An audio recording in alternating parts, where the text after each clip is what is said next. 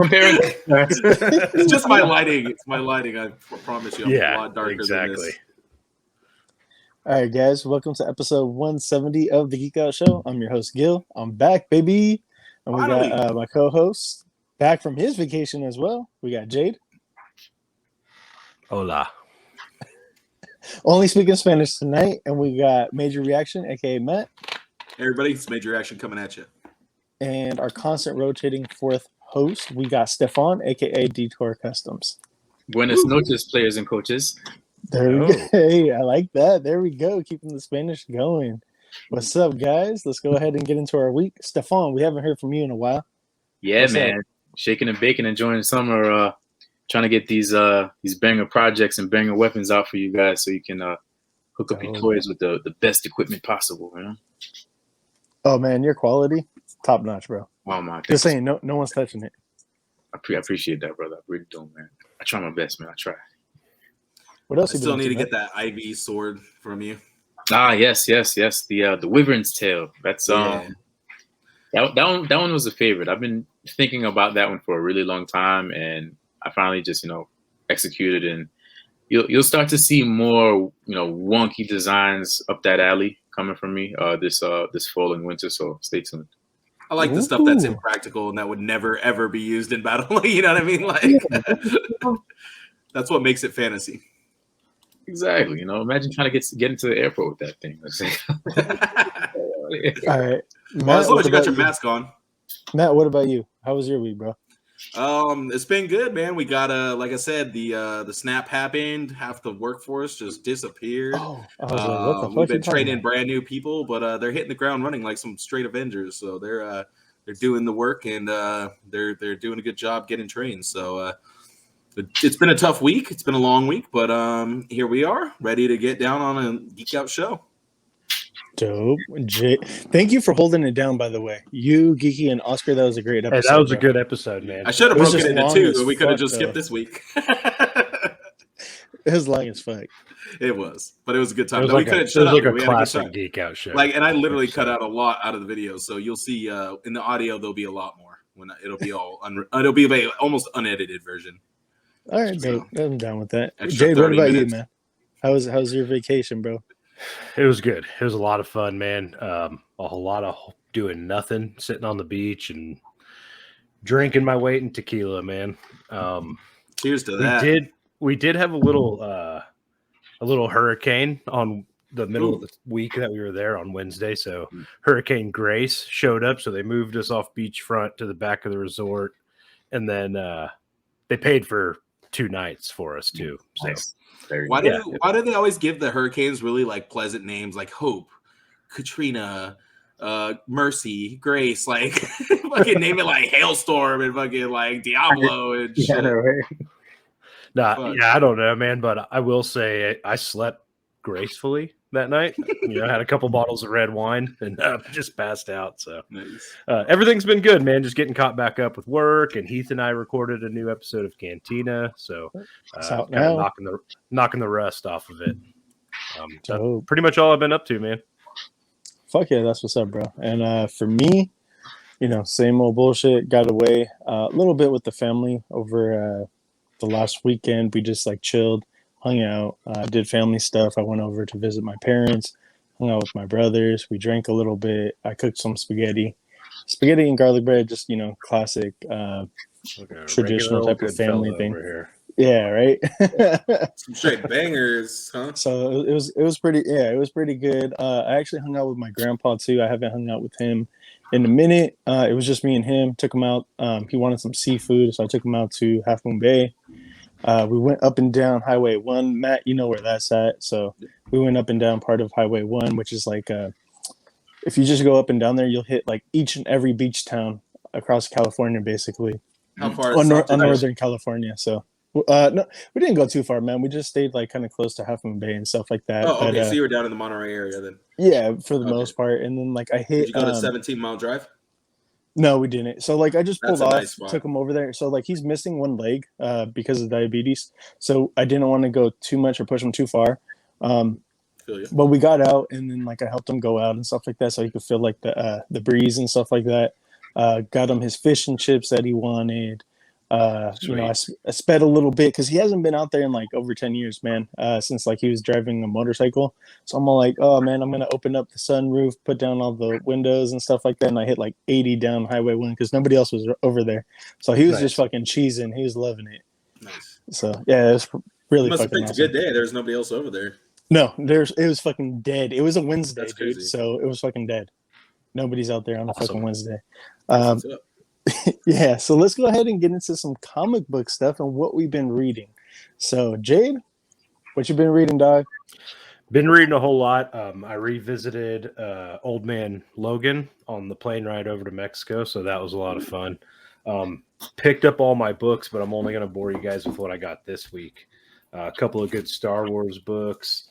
I didn't get a chance to talk about them over on Cantina, but some more of the Bounty Hunter tie-ins. It's Vader and Dr. Aphra. Number 14 and 13, I believe. I'm sorry, 15 and 13.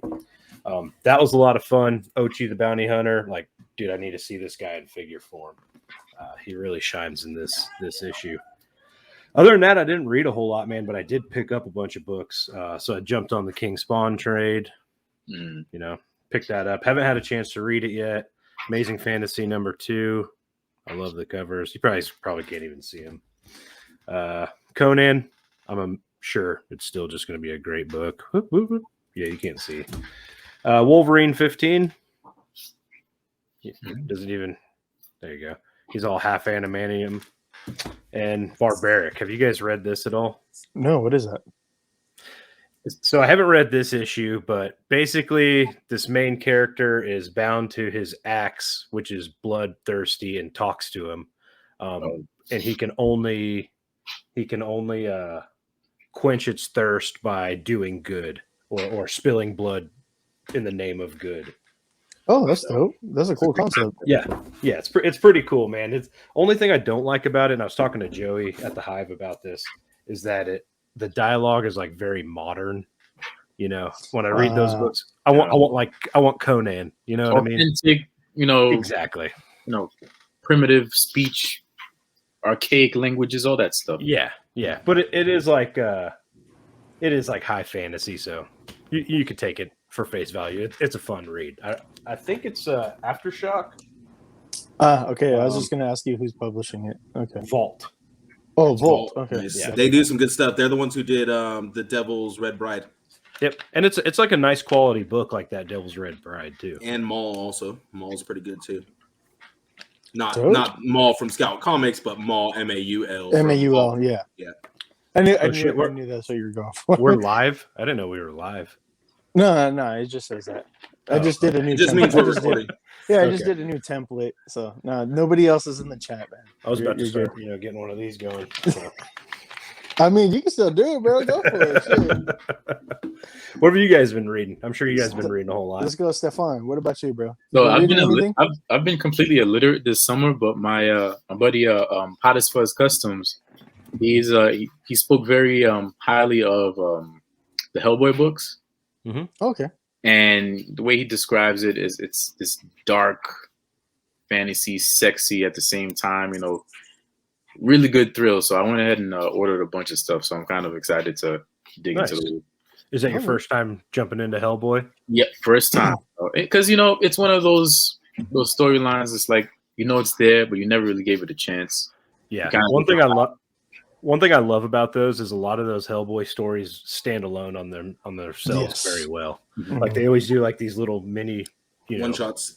Exactly. And they like a winter special, summer special, things like that, where it's just like a couple self-contained stories in one book. Mm. Yep. So those are really cool to pick up. You're in for a good ride, man. Ooh, can't wait. Plus, the artwork's really cool and unique too. That Mike Mignola artwork is very different than pretty much anything else on the shelves. Mm-hmm. I know already know what you're getting into, but for people who don't know Hellboy, the comics look way different than anything else you've probably seen in media. Alrighty. And Matt, what about you, bro? What you been reading?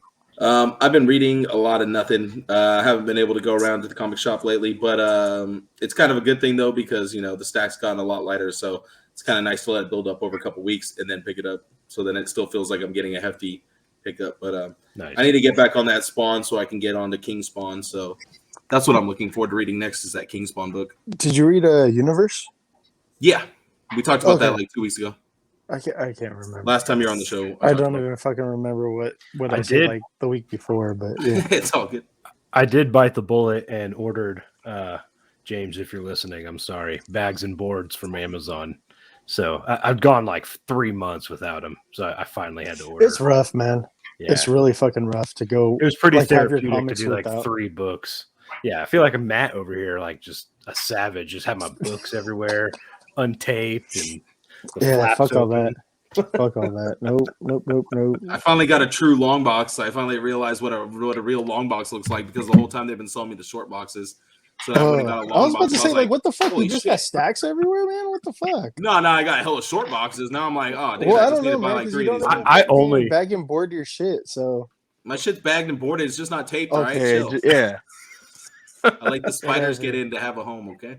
All right, man. What about you, Gil? What you been reading? So I read King and Spawn issue number 1. Got me hooked on it. I picked it up. I'm still waiting for the ratio cover to come in because Juan hasn't got it in yet. The 1 in 50 and the 1 out of, I don't know, like that. Or when you get a 1 in 250. The 1 in 250 and the 1 in 50. So I got the regular A cover. He's still waiting for the other covers to come in because I got one of the 50. So 1 in 250 is more rare, right? Yeah. The 1 in 50, one of those is mine. It was only $50. The 1 in 250, that thing's going for like between $700 and $1,000. So fuck that. I can't afford that shit. I'm not going to spend that much. And then there's another one, right? That it was based on how many shops ordered. I think the final number was 1,670. So yeah, it was that one. Yes. Okay. So yeah, it's out of 1,670. What's this one look like? Total. It's the same cover, I think, but it's sketched, right? No, and white. So the 1 in 50 is a sketch. The one and out of like 1,000 whatever was the one that he was talking about. That he would like to go on McFarlane's Instagram, man, his Facebook, whatever. Yeah, he has signed them, and I'm sure somebody already took it from my shop. So if they even got one, they would have to order 250 covers to just get one. So sounds like I probably didn't order that many. So Gil, as the big Spawn guy, what'd you think of it? You're the only one who read it too. I liked it. I enjoyed it, man. Some shit's gonna be happening. And we got some news actually, but yeah, like I'm enjoying it, man. And I actually had to go back and get the other covers for Spawn Universe. There's the main cover, nice. And then the other J. Scott Campbell cover because I was like, I got Redeemer, I got Gunslinger Spawn. I was like, well, I might as well just finish up the J. Scott Campbell covers and pick up the She Spawn. And I think what I'm going to do is get a frame and have all 3 in there, and just put it up somewhere back here.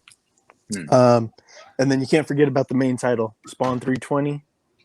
So I like this because I can't remember exactly what cover this is for what it's like a facsimile of, but we all know that it's usually Venom with Spider-Man standing over Spider-Man.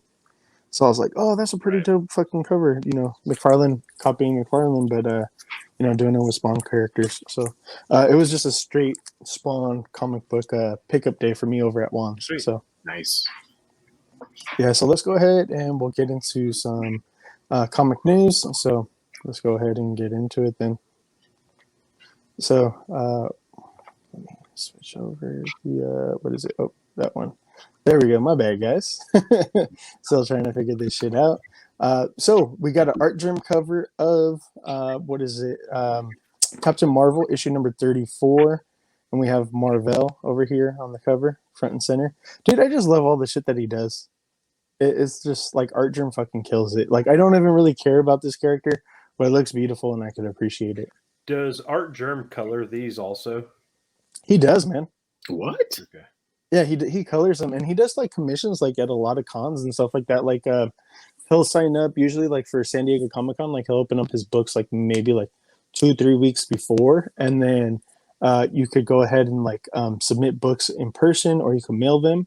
And then he also has like a couple slots open per day as well. And if he doesn't finish it there at the con, he just gets your info and he'll mail it out to you. He's a really fucking cool dude. I talked to him like a couple times. He has a little bit of an accent, but he does understand like English because he is a. I want to say Korean, but I don't want to be incorrect. So, but he's an amazing artist though, nonetheless, and he does everything himself. Nice. It looks like Michelangelo painting in comic book form. Like, look at this, dude. It's fucking beautiful, right? It's so heavenly. It's so angelic. It's so divine. Like, I mean, just look at the posture. This is. I think it's that art style on purpose is designed to kind of model that romance era type of art. Like, look at this. It's very Alex Ross to me. Yeah, that as well. And like the cool thing is like I think like he kills it with like just a simple portrait, but he also can capture like in action very well because not everybody could pull that shit off, and he pulls it off. Like his like you said, like Alex Ross, the proportions and everything like that, the anatomy, everything looks natural. The lighting, just how the light catches like the fabric and everything, benissimo. Here goes another one that he did for Cowboy Bebop. Inspired by the Netflix series that we're gonna get. John Cho and Mustafa and I don't know who the chick is, but I can't remember the chick's name, but yeah. I was like, yo, this is fucking a beautiful ass cover, man. Like it's a Cowboy Bebop comic, but he did his cover inspired by the Netflix series. So I was like, this is pretty dope. If I see it in at one shop, I might pick it up. I don't know if I'm gonna pre-order it, but if I see it there, I might have to pull the trigger. Yeah. I think it's missing the corgi though. They should have the corgi there somewhere. So they fucking up. Yeah. Yeah. Keeping things moving. Talking about King Spawn, baby. The return. I gotta get on this. This looks amazing. Of the notorious Billy Kincaid. This is the evil motherfucker who hasn't been like in Spawn comics for close to 10 years now. Wow. I want to say roughly. It's been probably between 7 and 10 years since he's been in one of the comics, but as it says right there, man, I'm back.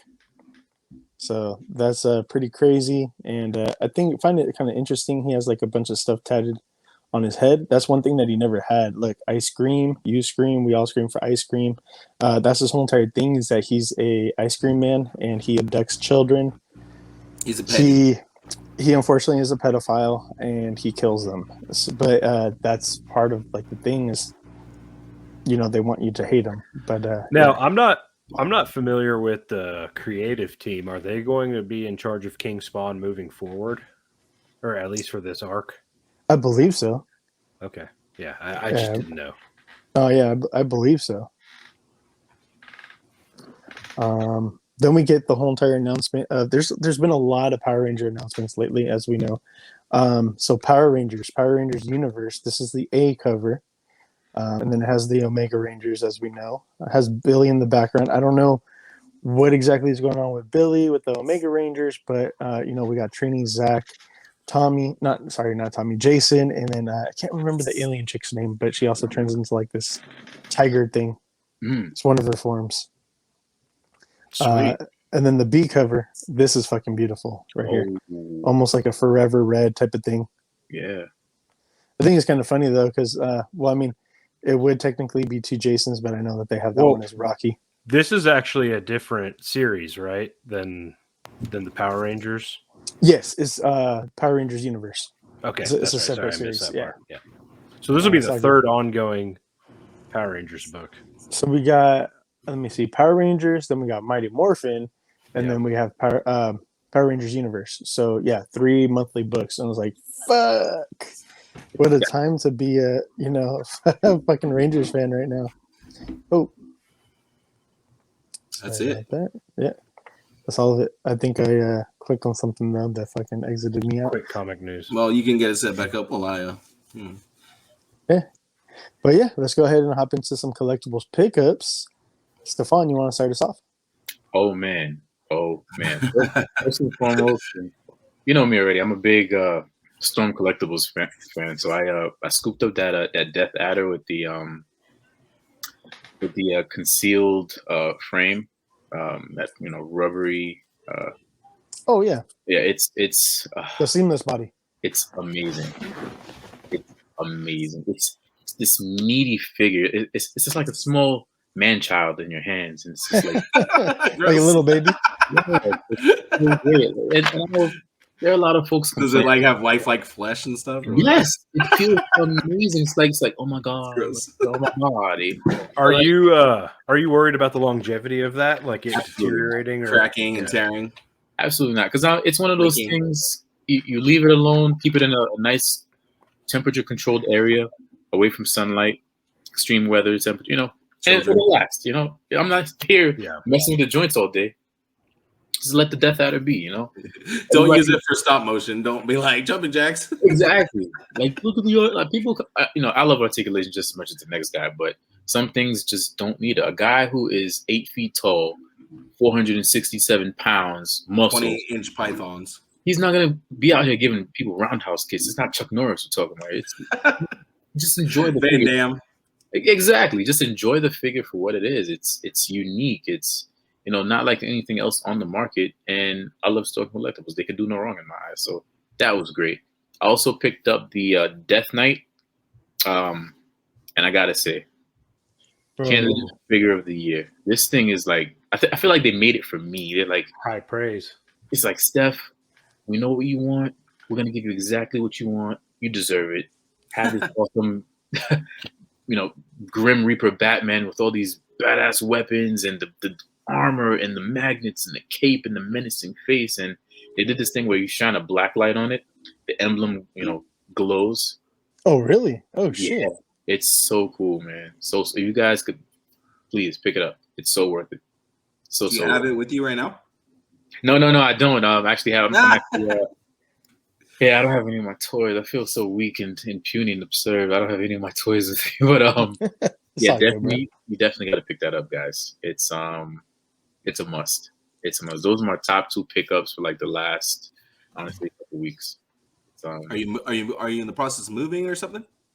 Oh no, I'm just at my in-laws for the. Okay. Yeah. Gotcha. Yeah, but it's an amazing pick, guys. You have to pick it up. I can't recommend it enough. That's definitely something I've been looking at. I don't know if I'm going to pick it up, but you know what, though, man? You talking about it, I think I'm going to have to. So, what did he retail at? Around 90. Yeah, that's what I was going to say, like 85, 90, something like that. Yeah. All right. Well, Matt, what about you, bro? Did you take off or what? Were you guys able to hear me? Huh? Oh yeah. Well, when you asked how much it was, but what did you get? Oh, okay, good. I was like, because I said it was muted, so I was like, wait, did they hear me? What did I get? Let's see. Well, I did get a 2-pack of Power Rangers in the mail for a great price from a seller known as Black Hole Comics, aka Gil Lomas. So I got the Astronema and Andros 2-pack, and dude, I've been having a lot of fun with it, dude. Like, tell that guy to get back. Tell that guy to get back to me. I got some outstanding figures I'm waiting for from him. Well, I just completed a purchase with Mr. J. Root Toys as well, so I'll be waiting to complete that transaction later. But yeah, this 2-pack was really fun. I grabbed it, and like most Power Rangers, when I get them, I don't tend to take pictures of them right away. I don't know why. It's just like I have to wait for like some kind of inspiration to hit me to want to take a picture, or they just have to be out and me playing with them, and I'm like, oh, cool. Like, I got a cool pose. Okay, make a picture. But with this 2-pack, it was like instantly I just started messing around with the figures, and I really like the Astronema figure, even though there's some like issues with it, obviously, with like, her armor pieces and things and her hair. But she's actually still a lot of fun, even with all those problems. And she looks great on camera. And Andros is fun too, and he has a great head sculpt, so I think that really ups the playability of the figures. But yeah, so I instantly took a picture the first night I got those fools in, and I really liked what I was able to do with them. One other thing I got in from another homie was Clayton Allen sent me a well that he made. Andy Photo on Instagram sent me a well that he made. I bought it from him because he was having a quick sale. And yeah, dude, this thing is sick. I know a couple other people were wanting this well as well, so I'm happy that I ended up with it. Wasn't going for that. But I'm a dad, so it just happens naturally. But yeah, this well looks so good. He has like the flocked grass on it, like the moss and everything. The details are amazing. He asked me for some feedback and stuff, so I gave him some feedback. There wasn't much he could improve, but I did give him some things that maybe were options that he could do for his later like upgrades or different versions of it. And I also told him that the price he sold me for was like less than what that thing should go for, because that thing was really nice and worth way more than what I was charged. So I've got some trees from him. I've got some trees from him in the past, and his moss work with that grass work is phenomenal. So, yeah, I'm pretty sure he started with like miniature gaming. And if you know anything about the miniature gaming dudes, they like put a lot of detail into their stuff. And they're working at a way smaller scale than 1/12 scale, because with miniatures, your figures are like this big as opposed to a 6-inch figure. So the dioramas are going to be way smaller, but you still want to kind of get the same amount of detail. So he's used to working with really small stuff. So when he gets it onto a bigger scale, the detail just instantly transfers over. So you can tell that he's put a lot of time into, making these types of things. So shout out to Andy Photo. Make sure you pick up something if you see something you like, because his prices are great and the quality is amazing. And the last thing I picked up, it just came in yesterday. I was actually so I got two different notifications for shipping. All right, one about my Mythic Legions and one about Bandai Premium, who we know both have had delay issues. They've both had delay issues, right? So I'm like, who's gonna ship first? Okay, who's gonna ship first? Who's gonna make it to the door?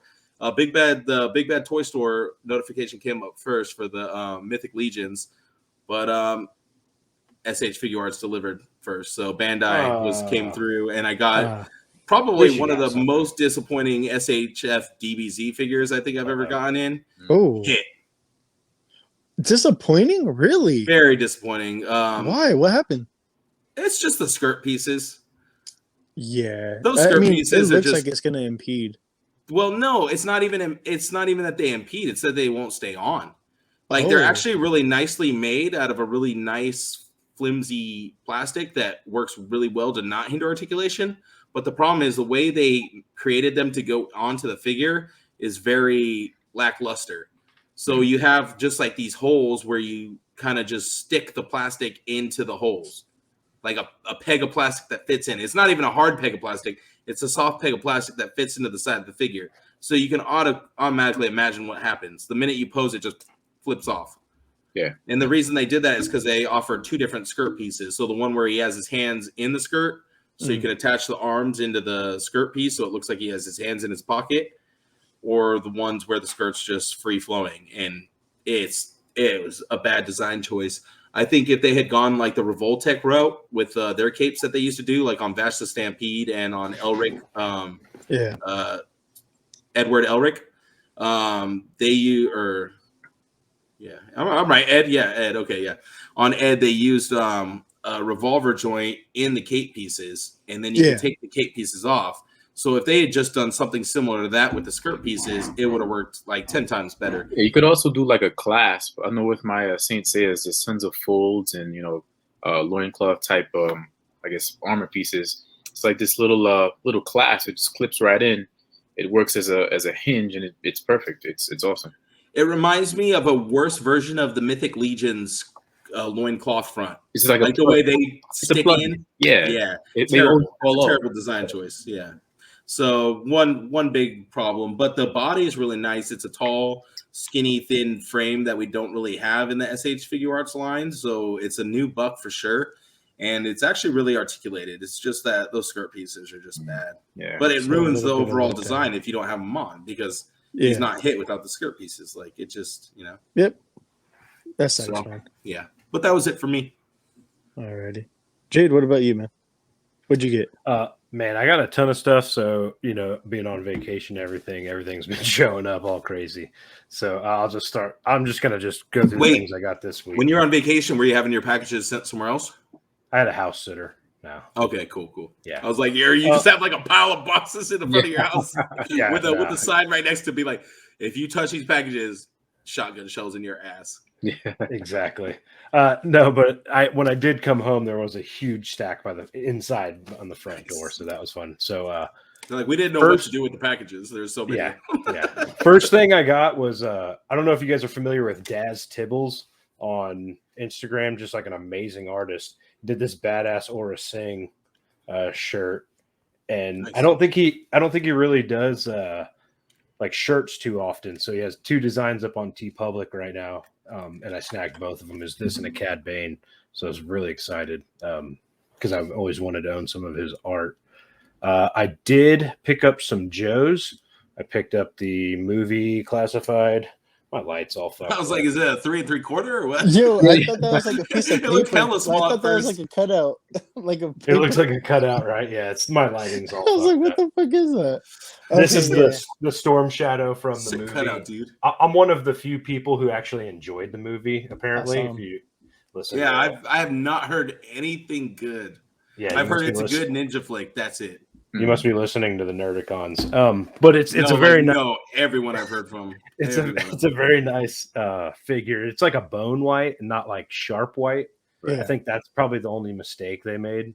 But it's cool nonetheless. So I got Snake Eyes from the same movie. I think the bone white, as far as photography goes, is a better choice. I feel like straight stark white figures show up really oddly when you take pictures of them. Well, if you follow me on just my Instagram, you'll know I haven't taken a toy photo, a legit one, in over a year. So anyway, I got Snake Eyes from the same movie wave. That's a lot of fun. Durable too. That's how much I love these figures. Picked up, my favorite G.I. Joe of all time. I got the Amazon exclusive Roadblock. Yes. Nice. He's a tank, dude. This is awesome. I got A two real of them, American hero right there. Look at it. so I can custom one of them. But yeah, I really like this. I That noticed minigun looks good. they went without the lion tattoo on this one. I'm kind of curious why they did. How is that minigun? Is it decent? It's nice, man. Pretty, I mean, no, it's pretty nice, man. This is a removable. just the paint's kind of janky, huh? I mean, all one it's molded. No, it's just molded in. Oh, so it's not plastic. even painted. Yeah. Some paint would probably make it look. The turret, it moves. I bet. Stephan Shows down a there lot can of make it look really good. Oh I man, know. my brain is percolating right now. I'm just thinking all the I things. know he can. Fucking like Let me- Jesse Ventura and Predator. Let me know when you whip some stuff up, because I've got another one, and I tend to modify. Or shout out to Don Dada. Get a repaint going on those. He's been doing really good ones. We've been sharing some ideas back and forth. I might have to steal a term from another podcast, a lazy boy customs over here. Exactly. You guys know I'm kind of off the Marvel Legends wagon a little bit. I still like to pick up some comic stuff. So with that being said, finished off this new wave. So I have that entire wave now. So I'll be building that. I love that AIM Scientist Supreme. It looks amazing. Yeah. He's I'm great. excited for it. Mine has some weak ass ankles though. You gotta let me know how yours is. I never got the. It looks like the Udon Taskmaster. Yeah. Let me show here. I'll grab mine. I'll show you those. guys what I did for mine. But I did miss out on the AIM Army Builders, so I'm kind of bummed out about that. I hope they bring those back. I think Juan has a few. He has like several. Yeah, I could And they're probably retail. use. I could probably use 4 to 6 to 8. He probably has about 20 to 30. I'll hit up Juan then. This is Other my than that- Scientist Supreme right now. Oh shit! I put the pumpkin head on him and I put this cape on him. Halloween a bit early, huh? He's a badass. Which anime is that? I don't. It's Yeah, I no just shit. fucked around and made him. He's cool. He can't stand where shit because his big ass head, and his weak ankles. But That's all I got, man. he must have got crossed up pretty hard because his ankles are weak. Alrighty. So as far as what I got, I completely forgot to show this off for comics. So I'm going to show this off real quick. Oh yeah. Biker Mice from Mars. I was wondering how you forgot about that. Yeah, so like a couple weeks ago I got the Street Sharks. Now I got the Biker Mice. I'm gonna wait a little bit longer and then get the Gargoyles #1. I found a decent copy on Samurai eBay. Pizza Cats, right? I'll pick You're gonna up get the the Samurai Samurai Pizza Pizza Cats only You because of better. us here at Who do the. you call when you need some pepperoni? Yeah, see? Thank you. So I Finally, got someone who knows what I'm talking about. finally got this from Ami Mayfex Mando. Nice. This is a really nice figure. How I much was actually it? haven't opened mine yet. Neither have I. But How it much looks was really it from nice. Ami? Like $80, 70 something bucks, or 60 something 80 bucks. shipped. I think something it was like like 85 shipped. Yeah, I Okay. think something like that. So I got 3 of them. It's like I a went Mayfix. ahead You're and, getting 3 of them. yeah, dude. Gotta get the supply ready. I always get 3 of He knows everything. people gonna want them. Rule Is of this thumb. Cannon Cantina or what? Yeah, a I always witch, get rule 3 of of 3. everything. So yeah, I sold off Hocus Pocus over here. No, I sold off the rest. So don't be acting like you're Sarah Jessica Parker though. So anyways, I went into Target on Friday.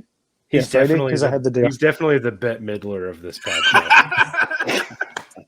So anyways, assholes, I went over to Target and like they freshly put out some figures. They put out the WWE Elite Randy Savage. I don't really mess with elites. And smell how fresh they were. I did though.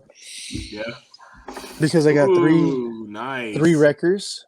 Ooh. Yeah, dude, you're getting lucky, dude. There's two cases, two solid cases of wrecker there. So I picked up how many did you pick up for Jade? I have one. I'm sure you wanted another one. I called them and I was on the phone with them. So they were charging $37.49 for this shit. Retail should be $31.49. So I had to get a price adjusted. So Target, fuck you. They were trying to charge $6. Is it just because it's your area? That's because y'all are in California. No, it's because it's his area. It's his area specifically. He lives in a really high priced area. And then this is true, and they always do that shit actually. So you got to call them out on it if I can get them to price adjust it. Anyways, like it goes like when you go from the Central Valley, it's like the retail price point, and every 10 miles you drive out, it goes up a couple. It's different, bucks. Yeah, 100%. It is in Cali. Anyways, fresh case of what is this? Wave 6 or Wave 5 with how many the did you pick up? Tell me you picked up more. So there's only 2 in the case, so I picked up 2. Oh, you fucker! And you opened them both, son of a bitch. Yeah. I want one, dude. When I was on vacation, I got a notification from Hasbro that my hit me up that my Tango Warriors would be postponed to like September 2022. Yeah, something's up. What the fuck? Yeah. I had a couple of them. Oh, and did you order those through your Premium Pulse membership? Oh, day one. Like within the first few minutes. Yo, that's some bullshit, dude. You guys should have been the first ones with that. I don't have anything to say. It's already been said enough. I'm never ordering through Pulse again. My Serta is postponed until Christmas. I don't want it anymore. I canceled it. Yeah, I think I'll just order full cases from Entertainment Earth when my Pulse expires. I'm take advantage of it now. I've had this for a little while now, but I finally opened it while I been on. Just chilling away from work and stuff like that. Too many White Claws. No. Like, that was really cool. I had it on card from IG Twister on IG. Nice. So I've been wanting to open it, and I was like, you know what? Yeah. So I was like, you know what? Let me just open this shit. And I was like, because I've been selling a bunch of figures. I'm condensing my collection, but this is one thing I'm going to keep. I have a whole entire collection of different Wild Wings. So I have about 5 different Wild Wings, and I have one of them on the motorcycle that I bought 2 weeks ago, 3 weeks ago, or whatever. So he's one of the ones chilling in the back. Nice. So yeah, you got to get a nosedive, man. You got to get a Duke. I got nosedive and I got Duke. I got one of each. I need Grin. Yes. And then I can't remember the chick with the blonde hair. Is Valerie? No, Valerie's the other chick with the. I have her. I have her right now. I need the one with the blonde hair. The scientist, the geeky one, yeah. Yeah, so she's the last one that I need, and then I got the full complete team. Why don't they have duck names like Daphne or something? That's one duck in the history of ducks, dude. Oh man. So let's go ahead and we'll hop into some collectibles news. We'll go ahead and get into some collectibles news. So they're gonna get us sued by Disney. Shit. Disney don't want us. They don't want none of this smoke. They don't know we exist. So Matt, go ahead.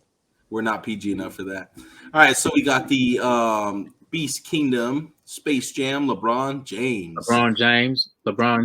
Little head LeBron James over here.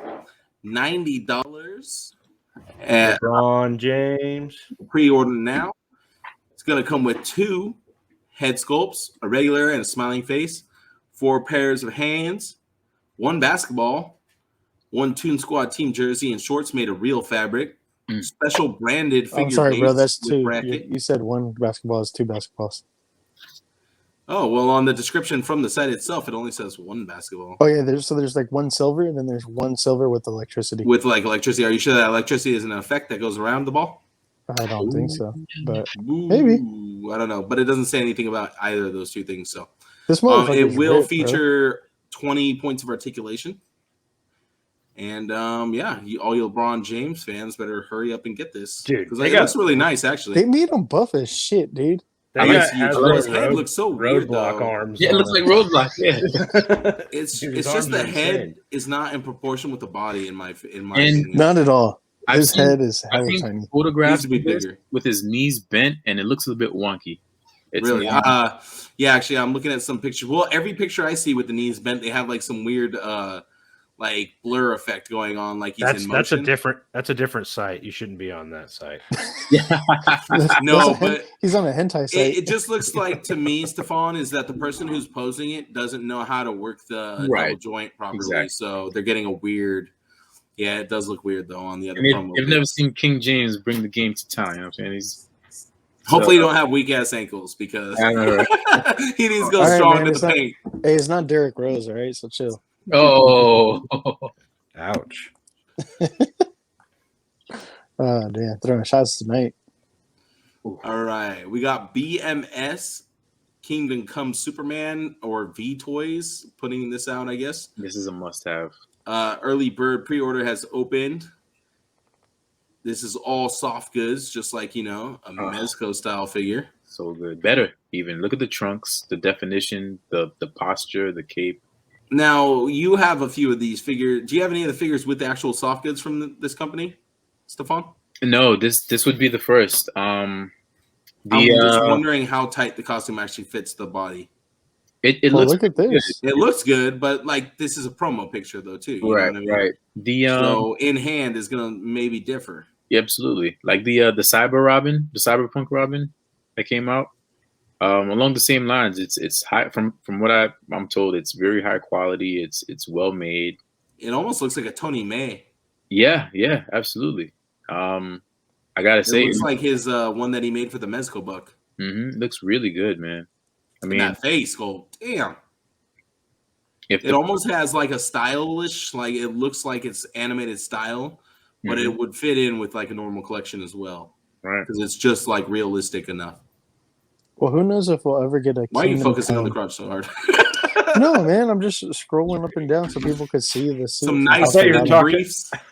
I thought you were talking to me because I was looking down. I was looking at my phone. My bad. Nice. No, I'm just saying, like, who knows if we'll ever get like a Kingdom Come Superman from Mezco. So this is a good, alternative. Do we know if BMS has put out anything else before this, like this BMS line? Didn't they put out that Cyberpunk Robin? I don't know if it was BMS specifically, but okay. I feel like it's a string of these V-Toys offshoots. Okay, got you. Because who did that Joker, that Endgame Joker? That was SSR. That was SSR. Okay, so do you think these are all just like conglomerates of the same like factory? It sounds like it's like one factory putting these all out, but putting different names on them. Yeah, or putting them out for different companies at least. It's hard to stay under the radar. Just to stay, get away from licensing issues. Yep. All right.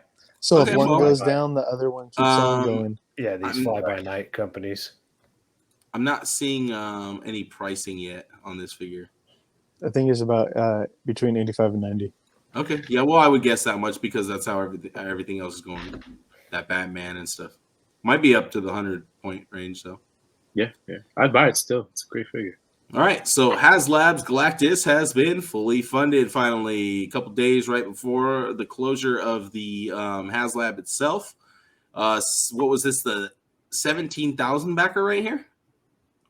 So we got that new, not the chromed out Silver Surfer that everybody's hoping for, but more of a matte Silver Surfer. And I think this looks pretty good. It looks amazing. And I don't have a Silver Surfer in this style, so I would add this if I had the $400 to shell out right now, but I don't. So sorry, Galactus. Anybody? Anybody hold one down? Anybody? I know some of us might have bought a Sentinel. I know I did. Oh yeah, Sentinel. Yes, Galactus. Not so much. You know what? Galactus, man. The tiers that they dropped made it hard not to buy the Galactus in all reality. Like those figures that you're going to get with your Galactus are going to be really fucking nice additions. And I'm happy for everybody who's getting them. But unfortunately, with my lady's birthday hitting and me deciding to take a lower position at my job. It all just kind of combines to no Galactus, baby. So I'll just be living vicariously through everybody in the community who has one and doesn't do anything with it. So yeah, sitting in your living room. And... I honestly, and I'm to the point where I have so much shit that I'm not using that if I was to get Galactus, it'd just be another thing that just sits in a box for years at a time, like till I decide I want to sell it or maybe take one shot of its head. So what's the update on the entire Galactus? We have that on here. Well, right now it's went past 20K already. We went ahead and unlocked Morgue as well. Morgue, yes, we got Morgue. It's 22 as of right now, so it's officially all 4 tiers. What I was going to say is that because since the last time we recorded, they announced Morgue, and that was 20K. Mm-hmm. And then hold on. Now, Morgue, does anybody have any familiarity with this character? I don't know. But I think it's really funny that everyone on Instagram is all of a sudden the biggest Morgue fan. I don't know. Come on. I know the Heralds of Galactus. You have Morgue. I know like some of the other guys Heralds here who are diehard comic book nerds. And was Morgue on your radar at all? Fuck no. Yeah. I was thinking there's way more Heralds that I would think before Morgue, but yeah. So this is cool, 22K. This is 22K. This is a letdown. This is a letdown. This, I was like, what the fuck is this shit? Waste. It's a waste. It should have just been all Heralds. Yeah. When did this happen? Or even just another. I have no idea. This was today. No, this in the comics. Like when did this happen? Like one time? It probably never happened. It probably did happen when remember when Doom became God Doom? It's right. Probably turned himself into when he became Galactus God for like Doom. 5 seconds. No, he never did. Because that happened in the most recent Secret Wars, and he never did that. No. I don't know. This is weird though. This is if really only weird. we had little black rectangles that could tell us all the information in the world. Right. Oh wait. So, anyways, not a huge fan of this. It would have been dope if they would have did one of the. I'm not gonna pretend that I know something I don't. they should have did the male Fire Lord instead. I'm just saying. For once. Yeah. They should. Yeah, rather male than Fire this Lord. head, That's what I was expecting. They should have did the male Fire Lord. I feel like he's one of the most iconic heralds next to Silver Surfer. So Terrax. And a new updated Terrax. A new Terrax would be great. That Build-A-Figure was crap. I have that Build-A-Figure. He falls apart like no other. And now it's going for over 150. And I'm gonna sell that motherfucker so fast. You best believe it. It's gonna make my head spin. So, anyways, let's keep it moving. Hey, maybe I could get Galactus. I'll sell that Terrax. Trade you a Galactus for this Terrax. All right, so we kind of already talked about this a little while ago. Yeah, we talked about this, but it hadn't been officially launched yet. When it still hasn't been officially launched, just finally officially announced. The next Star Wars HasLab will be the Rancor, like we guessed. With very little fanfare. This was like a tweet or something. This image right here. We haven't had a Fan First Friday since June for the Star Wars team. I was gonna say, I feel like the Star Wars fans just get what the fuck, dude? They took the summer off. They were hanging out in Playa del Carmen. I saw the with all your money. Yeah, with all that Star Wars money they get from all those repaints. And I haven't put any work on new sculpts. They were chilling all year. I think they didn't want to step on the Rangers and for sure all of the stuff going on. Well, but it's like they got so many HasLabs going on right now too. I think that's gonna hurt them. Like here we go, another HasLab, Victory Saber. I think we're the Autobots. We're in a time of collecting, and the way that collecting has taken shape in our houses and on our computer screens, that you will always have a HasLab. From this point moving forward, there will always be a HasLab going on. Well, we made them so successful. Why wouldn't they? It's free money for them. They don't have to put out the money to make the line, which they probably already are. They're probably putting the money out ahead of us, even funding these projects. They're like, okay, start production now. Well, I mean, maybe not with the Sentinel, but now they probably are. They're like, start production now. These dudes are all going to buy it. Start the production now. We're going to tell you a couple extra things that you're going to have to put on maybe later, the tiers. Now, explain this one to us, because for the audio listeners. Okay, so we have, I thought I already explained it when we first started. We have Victory Saber, which is the next HasLab. And it basically breaks down into a bunch of Autobots that transform and converge into one big Autobot, and he actually has multiple forms too. So he has a giant like airplane vehicle mode with like tons of like it looks like airplanes stacked on a spaceship stacked on airplanes. Victory. Now, they did set the bar lower for this. The targeted 11,000, and in the first 48 hours, they're already at 4,500. Well, also they revealed a couple of the tiers right off the bat. They said they weren't going to be like other HasLabs where they're not going to show you what the tiers are, and they went ahead and showed us what the extra tiers were, like the cannons and the blast effects. See, this is the jet mode that I was talking about. That's one thing that's really weird to me. Like, don't most crowdfunding campaigns basically show you what you can unlock from? That's Kickstarter. This is HasLab. This is their own in-house thing. They get to set the rules. Even with I guess with the Sentinel, they kind of had it already planned out, right? It wasn't just like, oh, here's one. Well, I'm pretty sure Sentinel was more planned out, bro. Because I don't think so. Same thing with the Razor Crest. I don't think there was any just like. No, I mean, I guess you're right, but I think it was planned out. I could be totally wrong here. But I think when they first started it, they didn't have tiers set into their things, and they were kind of like, when they finally saw how well the Sentinel did and things like that, they were like, "Oh shit!" It just changed. They're like, "Okay, well, we need to add tiers because that's going to get them to buy more." Like they already knew we were going to buy it, but they're like, "Well, shit, we hit our goal pretty quick, so we need to give them more incentive to buy more, like faster." So, I mean, they made $8 million. Like they made like $8 million just off of the freaking Galactus so far. Like, how does this Victory Saber scale? Fucking huge as shit. Oh my god! I'm not. I don't know how Transformers collectors do it, man. It separates into like 3 separate. How big is Victory Saber normally? Is he like the biggest Autobot ever? Or what? One of the biggest. What was that one they put out, Metroplex? I think he's about like the same size as that or something like that. Well, I don't know because his price is only 180. Yeah, the combiners are always huge though. Yeah, but the price for that guy is only 180 for a Victory Saber. So if you want to get on a nice cheap HasLab, that's the one to jump in on. You can get 2 for the price of a normal HasLab. True. So next thing we got here, Matt. All right, so we got the Ecliptor and Astronema 2-pack. I'm excited for this. We finally get the full reveal of the figures. We saw these back at a fair in Japan not too long ago. They were sitting in a case, but now we finally get the full solicit, the 2-pack solicit. Ecliptor looks good. We're getting some reused effects though. I see a lot of the reused effects, the hands with the lightning bolts, the wraparound sword effect. I wish they would start branching out a little more like Stephan over here and like getting a little more creative with it. But we got another Astronema. What is this? Our second or third Astronema? Second. So okay, but we do have a plan to get a third one with another hair color too, right? No, that's just rumors. Okay, I could have sworn we already seen pictures of one with like a red hair too. So there's been blue and pink, and that's it so far. Okay. And it's not just like the next one hair. It's not just a hair swap either, just like a repaint. This is like she has some extra costume additions, like some jewelry around the neck and ear and stuff like that. I just wanted to point that out. It is a little bit different.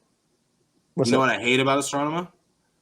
That little fucking piece on the leg. It's so stupid. That's dumb. They should have just cut that out or sculpted it on in some weird way. I think if they sculpted it on, it would have been better.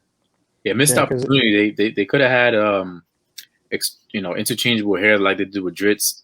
Oh, every single episode, like a deluxe. But no, they want to stretch it out. Yeah, exactly. They want you to buy 2 figures instead of just 1. So no, there you go. And you got the extra costume editions. So this right here, though, Matt.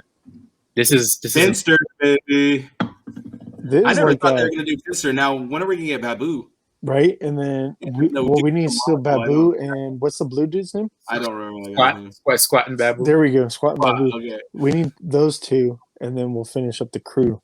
But this is a must-own. So was Squat the one that was fat, or was that Babu? Squat was the one that's fat. So Babu was the one with the monocle that had the wings. Yeah. From Wizard of Oz, the flying monkey.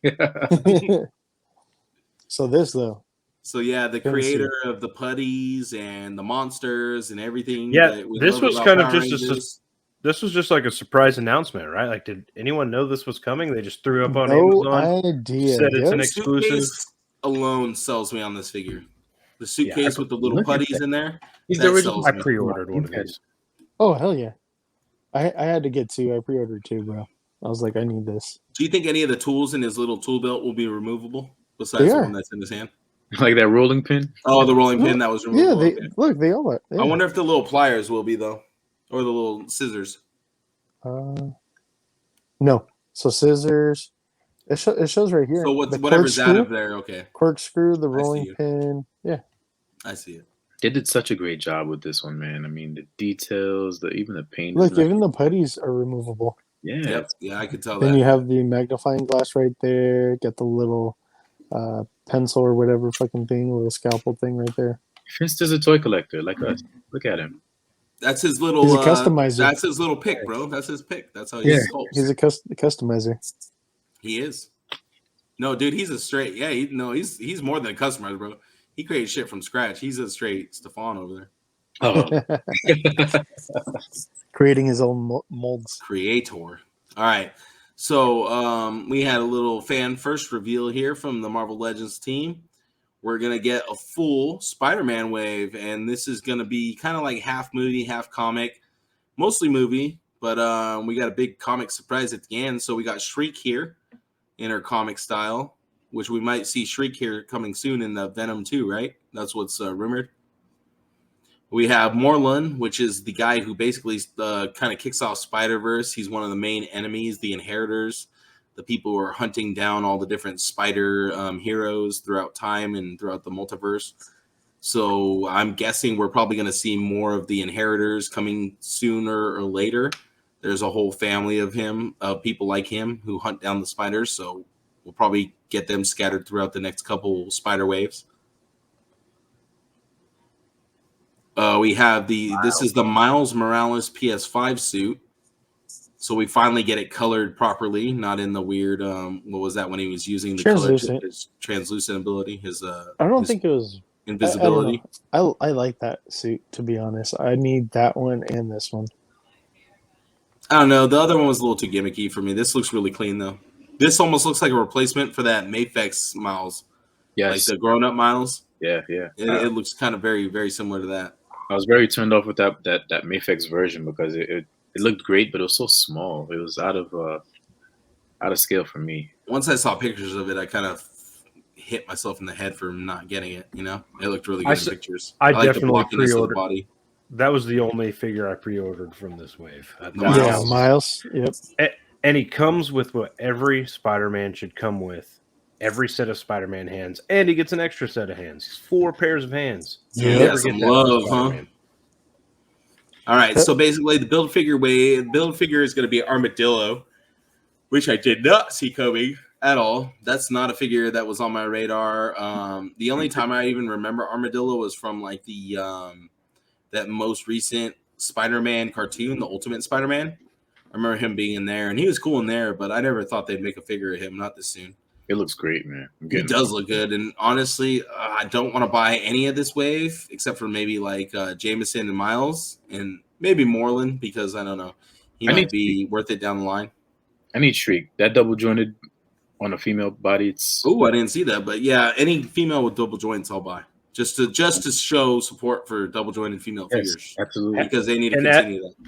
So, like I said, I only ordered that Miles. Everything else is a pass for me in this wave. But as a Texan, I'm absolutely obligated to get an Armadillo. Got to get one. Right. You might need multiples. That way they could be rolling around your house. Yeah. And then the people will be like, oh, is that a raccoon? Like when my cat walks around my house. I always think there's a raccoon, yeah. Yeah, well, you're not the only one. GEEKED did that on the last show, too. Quit leaving your door was that a open. raccoon in your house? Like, no. Hold on. Go back. We weren't done yet. Go back one more. Gil, go back, you motherfucker. Gil's not even here. Oh, yeah, he is. He's here. He's not here. Go back one more. I want to talk about something else. All right. So okay, shut up. The J. Jonas Jameson is a great addition. Also, he comes with J.K. Simmons head sculpts, 2 different ones. And then I would really like this Doctor Strange figure for those effects, but there are way better effects being made by this guy named DTour Customs. Oh, and I really think you should look into those because his magical effects look way better than these ones. So. Thanks, guys. And I gotta say the price is right too. So check that out. All right, that was it. That was all I wanted to say, Gil. Now you can move on. That was worth the wait. Thank you. Oops. All right. So yeah, just Armadillo. Here we go. Armadillo, blow that baby up. Look at that. Look at that scales. Oh my gosh, it's so delicious. Look at that. I'm gonna say I'm just gonna repaint mine into an A-bomb. So that's just me. Dude, I would almost buy like a team of these and make them into like remember that? Oh, remember the dead football players or like the big football players from like the Super Mario games? Yeah, like the SNES Super Mario. Like make a bunch of those dudes or something, or some big football players from like Mutant League. Remember Mutant League? Oh yeah, so like make some football players from that or something, dude. They look. That's a cool sculpt. Heck yeah. So Dan Who revealed a 3-pack from Hasbro. So we get Captain Britain. And with awesome 2 different head sculpts. We get the bearded head sculpt, and we get but people are saying that they don't really like the head sculpt because it's not like helmety, it's more like facial, like it looks like a mask more than a helmet. Yeah. But we already kind of have a helmeted head from the previous one, so I mean, here you see that it's more of a mask. Yeah, it's a mask. It's up for debate. I like the one with the beard though. I think that's a great looking head sculpt. I don't like the figure overall. I feel like with the Hercules body out there, like Captain Britain could have definitely benefited from that. Because this doesn't even have butterfly joints, huh? No, this is just on that unworthy Thor body, and I can't stand that body scrap. Yeah, it has horrible. The proportions look good. It just doesn't have good articulation. Yeah, exactly. I mean, we're talking about Brian Braddock here, man. This is Captain Britain. Give him that hulky body, like Excalibur collectors are gonna love this. And as an X-Men collector, I'll be picking this up. I do like the bearded head sculpt. That's the best part. I do think it should have been a 5-pack with Nightcrawler and what's the Phoenix that went over to Excalibur? Rachel, was it Rachel that went over? Yeah, Rachel. Yeah, I feel like that would have been a perfect 5-pack. That could have been dope. Yeah, it'd have been great. And Kurt Wagner, as the leader of Excalibur, should have been the first to go. Give him a swashbuckling. Not to mention, well, I mean, we did get that Nightcrawler a couple waves ago, but that shot up in price significantly because no one seemed to get it for some reason. Does anybody clamoring for it? Well, guess what Shartimus Prime's figure of the year is going to be? Megan? This one right here with no shoes on. No. Oh, because of Patas? Dude, I haven't watched Shartimus in so long, I don't even get that joke anymore. That's just something that he would talk about all the time. Yeah. No, I used to watch him back in the day when I first started collecting. I used to I think everybody did back in the day. Like it was religion, dude. The whole Marvel Legends, like wiping your ass with Deadpool Series 6. Like that was the funniest shit ever. All right, so then we got Miss Kitty Pryde over here. This is not my Shadow swashbuckling costume. I've never liked this costume. Really? This is great. I think this is probably. I think it looks terrible. She looks like a pirate. Blouse. So good. I know that's the point, and I don't like it. I'm not a fan of pirates. I don't know. She's literally a pirate in Marauders. I don't like the Pirates of the Caribbeans. I know, and that's why I'm not a big fan of the Marauders book. I don't know, just the whole style of that book just throws me off. It is unique. It is cool. Because I'm like classic X-Men. It's cool. I respect it, but just not for me. Everyone knows the Major doesn't like anything. Yeah, he doesn't. I gotta keep it consistent. All right, stay on brand. Do you like these? All right, I do like this. Yes. Too bad I've already army built the shit out of Shield, old and new. I have the Hasbro Shield and I have the Toy Biz Shield. I have tons of them, as well as scrolls. So I've already army built the fuck out of these guys. So it's a little too little, too late. But it's a great addition. Yeah, you're getting 3 different head sculpts and 2 helmets, and a whole basically arsenal of guns and hands. So this will be great. I could pick up 1 2-pack and spread these guys across my ranks and basically have a brand new Shield team. So that's awesome. So even if you have old Shield figures from the Civil War wave, you can still mash these heads onto those. Plus, you still got that Anger head, the Dirk Anger head, and stuff like that. So there's a lot of different potential here. These heads are very unique, man. I just gotta say, they're very unique. I do like that one. Yeah, a little representation here finally. Thank you, Hasbro. I'm just like, fuck, about fucking time, man, that the goons or we got a the Latino, army builders could be more. We got an African American. Here we go. Finally. Yeah, that's what I'm just like, fuck, dude, about fucking time. Now we get some more variety out of our damn shield. And like the cool thing is, like, even if you buy these, right? You buy these and then you just keep the helmeted heads. You could go and then put like what you call it, this head like on the Nick Fury body, or like on the make a young Fury, agent, that'd be dope. Or like on the agent body, like the Samuel L. Jackson agent body that he has. Or and you could just have body. Like a goon. Yeah, a suited goon. It could be a lawyer. It could be a businessman. Whatever. There's a bunch of different possibilities now. So this is kind of cool. Yeah, exactly. There we go. It's just a lot more options. Now we just need some bodies. Yeah. Well, we have plenty. I mean, not like we don't have any. And they're running them at the $15 price point still with these packs. That's a 2-pack. I think it's 30. Yeah, 30 I'm guessing 30 to 40 because if it's in Target, we're gonna see 40 probably. This though, we could expect a $15 price range for this, which is nice. Now this is necessary. And then this should be the standard body. Get rid of the whole entire Bucky Cat mold. This needs to be the standard. Yeah, I understand that it is kind of slim. It is a little slim, but it has all the articulation that we want. So that's the main draw for this body, Hasbro. It's not the proportion, it's the articulation. The butterfly, double joint, has everything. Ab crunch, fucking waist swivel. You know what? This body, I think this body could benefit from the double, like the G.I. Joe ab crunch type of thing that they got going on, because it is skinny. Yeah. So when you get that ab crunch on these really skinny figures, that back looks hella weird when you ab crunch it all the way. But with the G.I. Joe form of articulation, where they have the lower, look at that. It would look really good with these. Oof, that is beautiful, man. And we finally get smaller scroll heads. I think I'm going to get like 3 or 4 of these. Oh, yeah, I'll pick up a couple of these boys for sure. Even though I have tons of scrolls, like I already said, we don't have any on this specific body type with this much articulation. Exactly. That would just be nice. Yep. That would be rather than the bigger super scroll heads. Yeah, and you can take these heads and pop them on like your smaller heroes, like Spider-Man, or or like on a suited body. Issues. Yep, no issues. That's dope. It's good. Oh, whoops! I forget. I accidentally named this the wrong thing, but I this is the box for the 2-pack of Shield. Yeah, for the 2-pack. No worries. Looks good. I like the new boxing that they're going with too for these army builders. It's really cool. Oh yeah. Mm-hmm. I wish they would just do them all that way, but except for obviously in the stores you get screwed because repackagers. Here we have the Walmart exclusive Tom Holland Spider-Man from No Way Home or Far From Home. They're really running with this home themed, movie series. I'm kind of getting tired of it. Like, I wish they went with Spider-Man Homeless because that one was actually really good. Because he is homeless now. Nobody likes this. So we really like this, but it's going to be hard to find. It's a Walmart exclusive, and I don't know about you guys, but my Walmart doesn't like to stock toys. Nope. Yeah, mine either, bro. At least not good toys. It's always like Legos and fucking like RC cars and shit. Hey, don't be talking down on Lego, bro.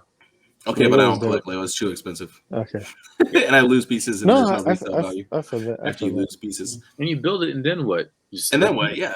You make stop motion with it? What? you can still take pictures, man. You can make a whole fucking movie, dude. You just put anything is awesome in the background and you're ready to Legos are a cheap thrill. No thanks. Here goes what you call it. Hasbro's keeping in line with their it's not exactly cosplay, but yeah, like something like that. I forgot exactly what they call it. It's targeted as cosplay. Yeah, roughly. But so this is their replica Spider-Man mask. Is that what you're looking for? There we go. Replica. Prop replica. Yeah. Proplica. That's what they call it. A prop replica. There we go. So we got the new helmet from the new movie. Ooh, with the light up eyes. Now that's cool. That's a cool feature. I can still see through it while it's lit up. Like if you were to put it on your head. I'd like to see this in person, but it being like a hard helmet is kind of a turn off for me. Yeah, because typically he would be wearing a suit, not a helmet. But he also has iron suits that would have like a helmet. There we go. Sure. I think that's what they're trying to aim it and market it as, like the Iron Spider helmet, especially with the light up eyes and everything. Well, that might be what that new suit's going to be anyway. Is that new Speaking of suit which, that has the spider on the front? Oh, whoops! I forgot to rename this one. We should have seen that one earlier. I actually have remind me about the that Jake iron. was talking about. Remind me of the Iron Spider suit when we talk about what we're gonna the grand finale. Okay, Gil, you're gonna have to walk us through this DC stuff here. Oh yeah, so there was just a little reveal because there's been things that went up on the site. I forget if it was Walmart or Target. Someone had had it listed in their system. Anyways, there's the Aquaman comic book Aquaman that's listed. So like this is just like people guessing on what it's gonna look like. What's it called? We got Martian. What the hell? Yeah, Martian Manhunter. He looks more like Terraform Mars. Sorry, guys. Fuck that up. We got General Zod. Bow before Zod. There we go. I'm kind of interested in Zod. I'm down with that because I don't think we've gotten if it looks really like that good Zod in a long time. So now, would he still be wearing that helmet in that suit? Does he still have one of those helmets too, kind of like in Man of Steel, or not? I'm not sure. Because it almost looked like he could. I'm not really well versed with Zod's outfits, to be honest. The only one I remember is the Zod from the original Superman movies. I do. He's just wearing the black. He looks like Black Adam more than Zod. Yeah, I do really like this Dark Detective. I was a big fan of that design. Dark Detective. I'm down with this. This is the Dan Mora look. So now that's the one that's almost like a mashup of like the Year One Batman. It's like his fear. It's his fear state look. I also really like this Batman look. Oh yeah, this is the Lucius Fox one, right? It's Lucas Fox at the same time. I love it. Is it Lucius or Lucas Fox? It's Lucius. No, we talked about that last time. Lucius. Oh, okay, sorry. No, Lucas. No, Lucas. I said Lucius last time. It's Lucas. Okay, it's his son. Luke Fox. Clayface. So this will be one of the mega figs. So we can probably expect a $30 to $40 price point for this, just depending on how big it is. If it's around the clown size, 30. If it's the size of like Violator. Now McFarlane's making these all right. Yeah, exactly. These are all McFarlane figures. You know I'm a how little he does. about this Clayface. I'm really not. That's probably where he'll excel. Is that Clayface? Yeah, I just feel like that last Clayface looks really bad. But that he never did Mattel. Yeah. Oh, was that Mattel? The one that made the weird lumpy one? Talking about? Yes. Yeah. Oh, okay. Come on, dog. That's what I was thinking about. That was the last one I was thinking about. Creepy. Yeah, you're right. Monsters. Yeah. Overly. But I'm just worried about the articulation on that. So, comic book rejuvenation soups. So that's pretty dope. Hopefully, we do get the bearded look. That would be nice. I kind of associate it with the bearded look, or then with the Jerry curls, the mullet. Mm-hmm. We got Robin, Damian as Robin, in the like stealth suit with the gray, black, and the red accents. That suit almost looks like the Robin King's suit. Yeah, close to it. Yeah. We're gonna be getting, because we already got the armored Batman. We're gonna be getting the whole entire DTour soups. So. Yeah, the thick soups, and this we haven't had a figure in a while, and like I think the current one made by DC Direct is going for like over 120, 150 roughly. So McFarlane's going to take a crack at this, and so we could expect a $40 to $50 price tag for this. And worth it. I don't know, man. I think I'm going to be getting it. That's Are we going to be seeing any more Arkham Asylum stuff to go with this? He sprinkles it in here and there, man. Yeah. He sprinkles it in between video games, comics, movies. He likes definitely sprinkling it out. Like we'll get a wave of just straight this, or get like a couple figures of just that. So because I always thought that Arkham Asylum Batman was a really interesting design. Yeah. Hard to pull off in figure form. Jazz Warriors, Pokemon Select. So the first figure that we had released was the Charizard. Second figure is Articuno. There's a few influencers that already got this, so they already have reviews out, pictures of it out, and who are the Pokemon really influencers? There's a few out there actually. I don't know any of them. I could shoot you out some information, but I think his IG handle is Nostalgia Cam, if I'm not mistaken, and he gets stuff from Mattel for dinosaurs. and like a lot of Pokemon stuff. I was like, the only person I could think of is that girl, Captain Dangerous. She gets like a lot of Nintendo stuff. My bad. This is posed horribly, but I mean, it's a promo shot.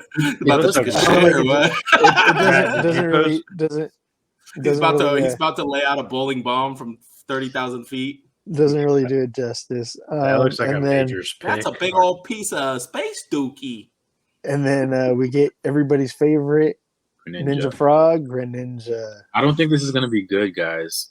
It looks weird. That looks the articulation terrible. Scheme. That little elbow is what is that? It's gonna break. Yeah, look at the groin. How is that not gonna break on you? Like it looks bad. Does anybody see this right here?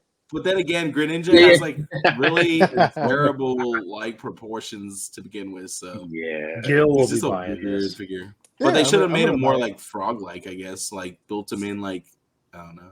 He's too blocky. He's way too blocky here. I mean, this compared to what we were getting before, I can't remember the other company of like just the battle figs, like where they're basically pre-posed and they could just move a little bit. To be honest, I think I'd rather have this, what we're gonna get from Jazzwares. Yeah, Jazzwares great job. It's just look at the D-Arts. Look at the D-Arts line. Look at the Mewtwo they did. The Mewtwo has very similar proportions to Greninja. Besides, he has like a fat Ponza, but he has very similar like proportions with like long arms and long legs and stuff, and they made him look great. This looks wacky. It just looks weird. I'll pick it up, man. I'll pick it up. Greninja's like one of my favorite starters. You pose him up and you show us how he looks when he's all posed up, because they didn't even pose him up. That's the problem too. They don't pose him up in any like poses. Yeah, me and GEEKED were talking about it. Like they need. He's never standing there like this. You know what I mean? No, they definitely need to hire somebody to get some better poses. Like when they or whoever they send the samples to, have them take a picture and fucking send it to them. That would be better than what the fuck they show why us. Aren't they? But anyways, why aren't they? Take it away, Matt, with this. All right, so I mean, we finally get like modular Iron Man, and we get two modular Iron Mans. We get one from Hasbro, and we get one from Mafex. So Mafex releases the like definitive version here because it comes with a little bit of everything. This isn't exactly modular Iron Man, though, bro. Well, I mean, it's like a classic, classic Iron Man. It just has a Marvel versus Capcom fucking canon. That's all. Yeah, I mean, but that canon is to the comics as well. So I'm gonna go ahead with this too. I'm gonna go ahead and say, like, for the extras you're getting here, it doesn't warrant a Mafex price point to me. No, I get everything I want out of this figure at a $20. Absolutely, 100 Marvel. Yeah. Well, you got to think you are getting three different head sculpts. You're getting the helmet with the nose, and then there's a helmet without a nose. All that. I mean, what's the difference in those two head sculpts, Matt? Eyeballs. No. Watch. No, this is the same head sculpt. No, this is the same head sculpt. Go to the next picture. Watch the nose. The nose disappears. There's a nose on one of the faceplates. On the other faceplate, there's no nose.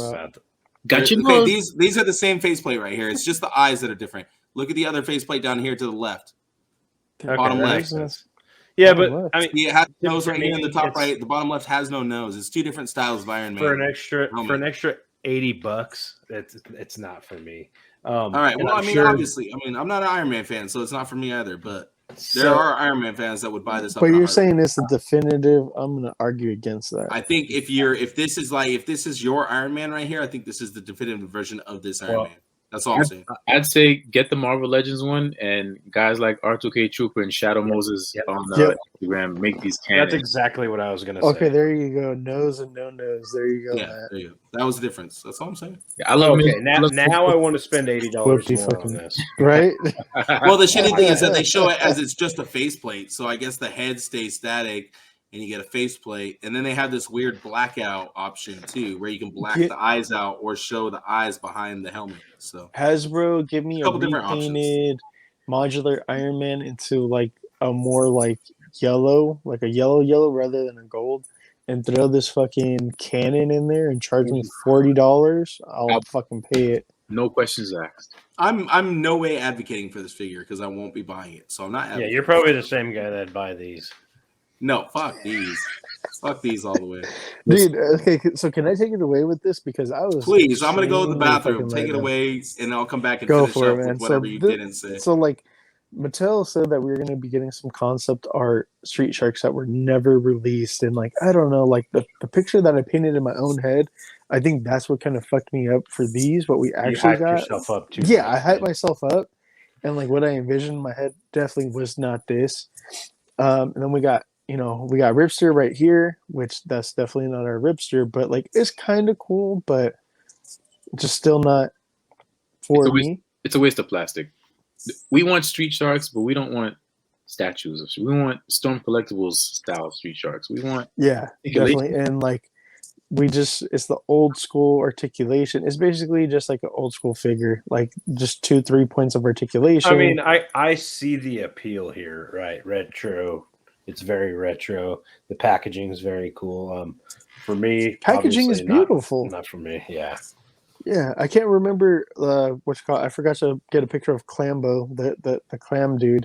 But this was like basically the before we got Dr. Paradigm. This was like the concept of like who the main villain was going to be, and I forget what. Carcass, Piranha guy. Piranha on his fucking head, Piranha on his hands. Ooh, scary. Yeah, I'm just like he's a piranha, and he also has piranha hands. Yeah, and it's definitely very 80s color like inspired, like with the fluorescent colors and very bright, very vibrant.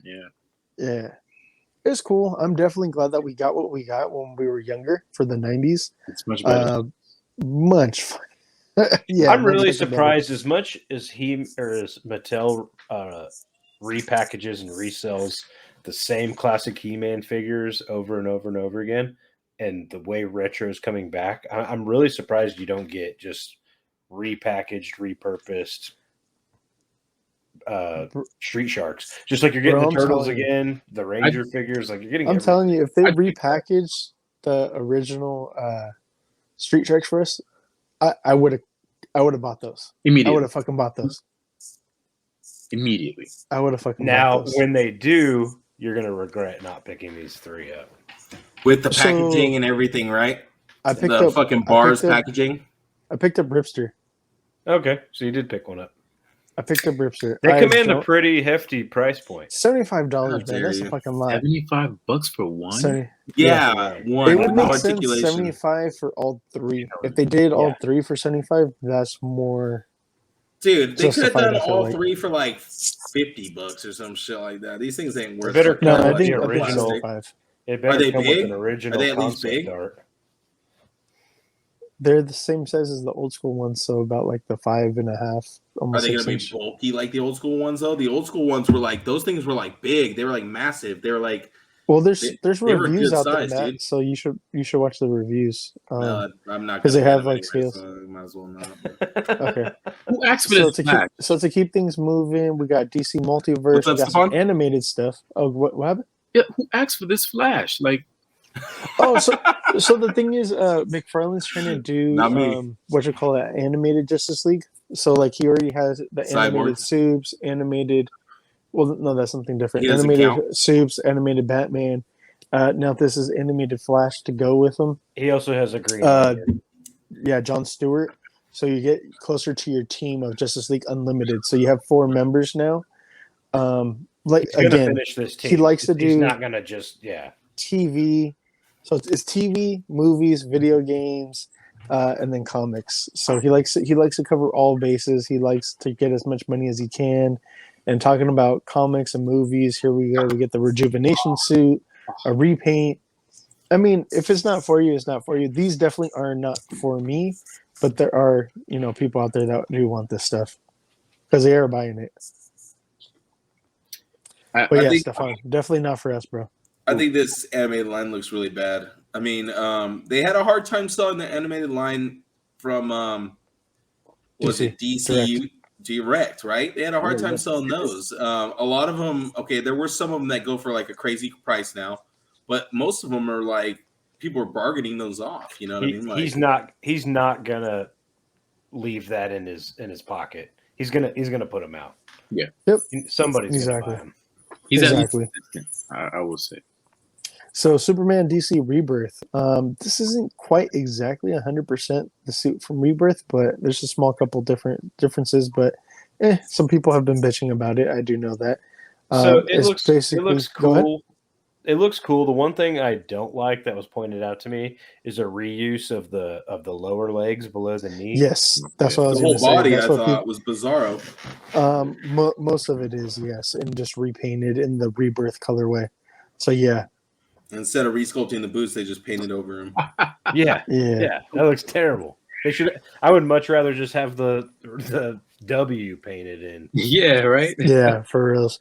However, this is actually pretty badass. The Batman hazmat suit from Justice League, the Mesovirus. This actually, I didn't get the other picture that you sent me, Jade. My bad. However, there is a light up function here in the chest. Oh wait, so I sent you one. Did you get it or did you not get it? I got it, but I just didn't post it on here. No, I said I didn't post it. I said I didn't post it. I'm just fucking motherfucker. So, anyways, I didn't post it. Started sounding like a married couple. Anyways, this is actually really interesting to me, and it looks really nice. It looks great. I love it. So the one that you're referring to is the same Hazmat Batman, but it's going to be a Target exclusive with light up bat symbol. Yeah. Oh. Yeah. I'm very interested to see that one. I think he suffers. Pull it off. I think he suffers from Marvel Legends disease, where he has one fisted hand and one opened hand. I absolutely hate that. Yeah. Talking about something that I hate this right here. I feel like it's bad. Just like ridiculous to be like Mezco. So we're talking about the Mezco Xenomorph. It does come with some stuff, and I forgot to post up other pictures. It does come with like an egg, 2 eggs actually, one open, one closed. It does come with a chest burster, looking like it just came out of something, out of the chest. It's like 2 different poses, one that you could put inside the egg, and then one to make it look like it just came out of a body. It does come with the face hugger and a couple other effects. However, $100 for this 1/12 scale, Xenomorph, $100. I really feel like that's crazy and out there when NECA gives us an amazing Xenomorph for $25 to $30. Yeah, you could have like almost all the same accessories if you buy accessory packs, but I feel like NECA again is giving us so much more bang for our buck if you are buying those accessory packs, like the six eggs. You get 6 eggs and they come closed and partially open, fully open. You get a lot more variety, and I think that's like $25-$30. Yeah, the same. I still have one of those. Yeah, there's a bunch of stuff. So you basically could get everything from NECA, which a lot more variety for less. Yeah, and so that's just me with the Predators. Same thing with the Predator. It's like NECA does. Yeah, $100. I don't know. Alrighty. So the next thing we got talking about NECA. Here we go. Halloween Kills, Michael Myers. Beautiful packaging right there. They always do like an amazing thing for packaging, but here goes the figure. And they always kill it with the accessories. Man. Yeah, they're always killing it. No pun intended. Yeah, we get the bloodied up and not bloodied up. That skull's great. Dope. Yeah, hell yeah. Dude, they're accessories, man. Always. Yeah, I know they make me almost want to buy a whole figure just with accessories sometimes. Jade, here we go. SH Figure Arts, baby, coming back. So yeah, SHF Star Wars has been radio silent for the better part of like, what do you guys think? Almost a year. Over a year, dude. Damn. We got 2 different Mandos, but here we're getting re-armored Boba Fett, so in his new paint job with his chain code, which if you remember when he does his chain code like this, he's actually in Cobb Vanth's reclaimed armor, so it's not painted like this. Regardless, probably one of the coolest accessories I think you could have gotten with this. He looks great. He's in his squatty potty rocket pose with 2 different rockers. Or rockets, rather. Excuse me. Yeah, very excited for this. You're looking at about $85 US. And this will actually, depending on when this show comes out, this is supposed to be on pre-order on the 3rd, this Friday. Ooh. That looks great. I have no complaints about this one. You got the soft good portions, the nice matte finish on the armor. It's a nice, beautiful Boba green. Accessories are, accurate. I mean, I can't complain about this at all. The Tamora Morrison head sculpt is beautiful. Also, it's great. Mm-hmm. This is a day one for me, and I will probably have several. Jade, I didn't put up the Mando, but we did get a updated Mando 2.0. You're not doing my man justice. So you get a season 2 Mando. My bad, bro. Jetpack, Beskar spear, Pedro Pascal head, all the accessories, which is amazing. The Pedro Pascal head is amazing. The best one so far. A repaint on the armor, different arms, more chrome. But yeah, it looks great. I'll be getting that. These are both now. That one you're looking at about 90 US. Also going to be coming pre-order this Friday. Yeah, another Grogu shit like that. Cloth skirt cape. It looks like. Looks great, man. 3-0 Transformers Mdlx Bumblebee. Now, this is something new. DLX has been a line that they've been going with for a while with the Transformers stuff. Basically, it means like there's going to be like some die cast in there and stuff like that. And it actually has great range of articulation. They don't transform, obviously. They're almost like the Red Series, but they're like a high-end, like great almost range, Hot Toys version of, Hot Toys version of the Transformers. So this new Mdlx line is basically the same thing as the DLX line, but in a smaller version.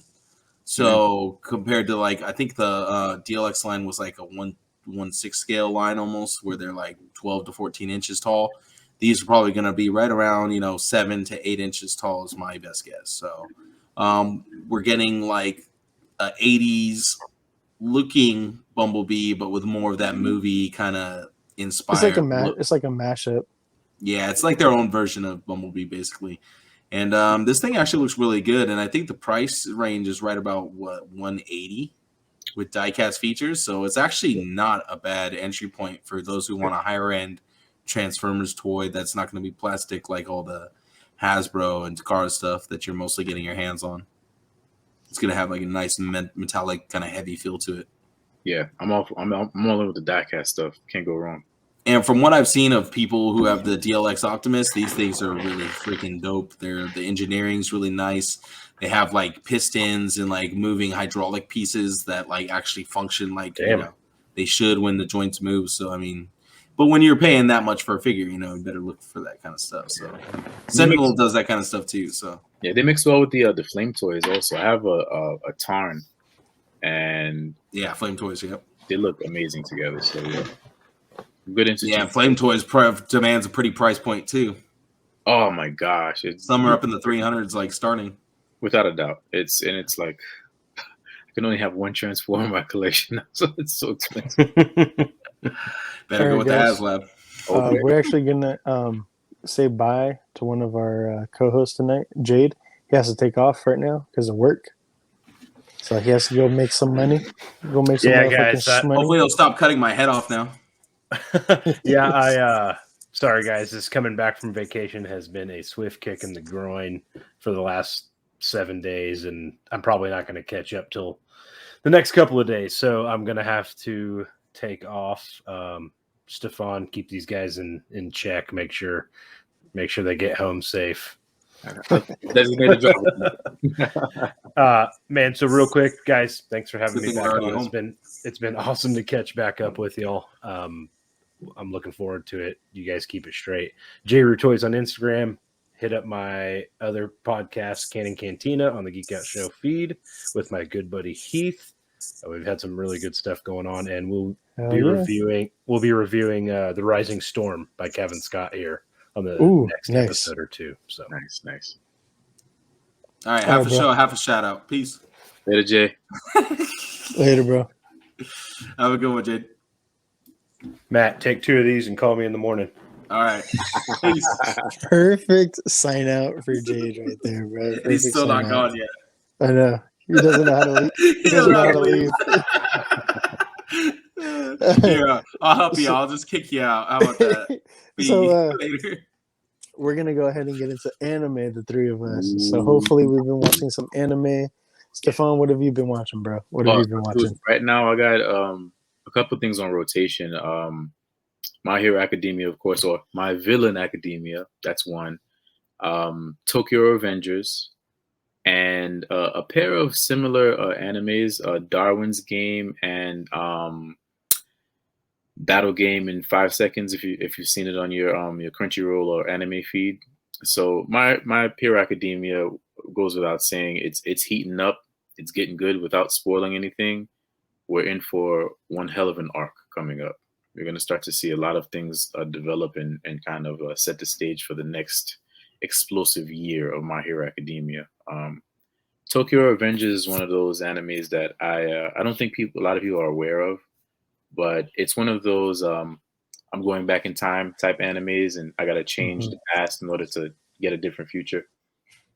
But it's like really good. It's like based on like Tokyo gangs of like the early 2000s. And it's really good. It's extremely engaging. Even though it has that sci-fi element, they never focus on that. It's always about like, these relationships and these character development is amazing on it. I highly recommend you guys watch it. Tokyo Revengers. What's the fighting like? It's good. It's over the top, like kind of like most animes, like no, it's actually, moves and shit. It's actually it's practical, but it's borderline superhuman. I want to say it's like these kids who are like 15 have like the stamina of gods. Like, but it's very practical. It's very down to earth, but it's engaging. You'll watch it and you're like, damn, this episode is like 5 minutes long. It's like so damn good, and I gotta wait till next week. But are they fighting with weapons and stuff? Fist fights. They're traditional biker gang types. They're fist fighting. Occasional knife, occasional pipe to the head. But okay. Yeah, it's really good. All right, so it's kind of more like grounded. Yeah, if you can imagine the movie The Outsiders with the Soches and the anime form, that's exactly what you got. Hairstyles and everything. It's good. It's really so there's like different clans and like gangs and stuff like that. Yeah, it's like Tokyo Manji gang. You got Valhalla over here. You got Crazy 88 or nah? Not as clean cut. Very flamboyant. You got the members only jackets and the hair is all done. Like that's what's up. Have you watched The Warrior? Yes. Okay. Do you kind of like the way that is? Yes. Yes. Right. Yes. It's good. Season 3 got picked up, by the way, on that one. Yeah. We can't wait. Talk about that. Yeah. We can't wait. All right, Matt. What about you, bro? What you been watching? I actually did start Transformers War of Cybertron Kingdom. I watched the first episode of that, and it actually got me pretty engaged because it kind of crosses Beast Wars with what we were already seeing from the War of Cybertron series. So I know I had watched the War of Cybertron. What was it? The part right before this, Cybertron or whatever, I guess. And basically at the end of that, they flee Cybertron because they destroyed it. And then here we go. It picks up, and we're landing on Earth. And we have our Autobots meeting up with the Maximals.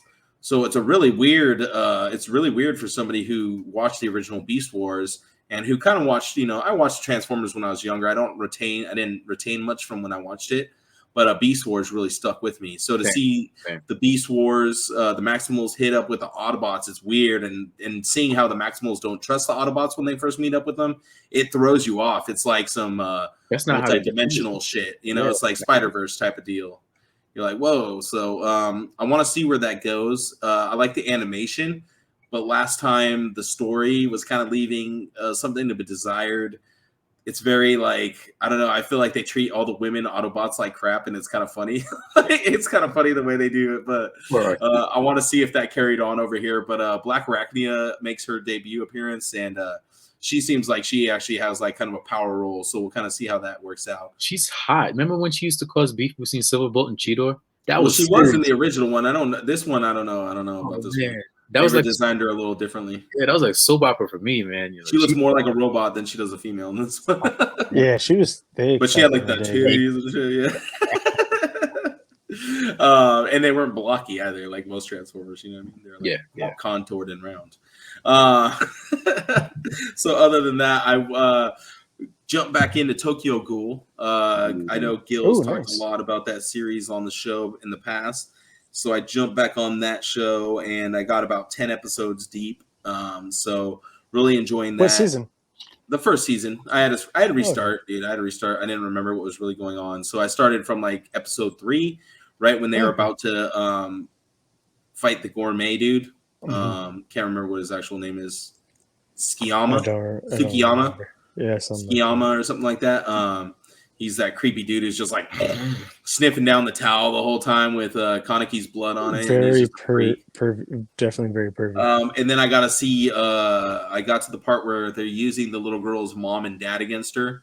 They're Kinquays against her, and that part, dude, that was just so fucked That's up. hard, bro. It reminded me. It really took me back hard. to Full Metal Alchemist. Shao Tucker and Nina Tucker. Yeah, it takes me back to Full Metal Alchemist when the dude experimented with on his daughter. own daughter and shit, dude. Like takes those feels right back to you, bro. It's like I kind of want to do like a list of like the top 10 heartbreaking most tragic anime moments. Yeah, and like for sure, there's definitely more that than scene in Tokyo Ghoul. Yeah, well, for sure that scene on Tokyo Ghoul. For sure that scene with Full Metal. Oh, there's so many more. There's so many more. Yeah, for sure.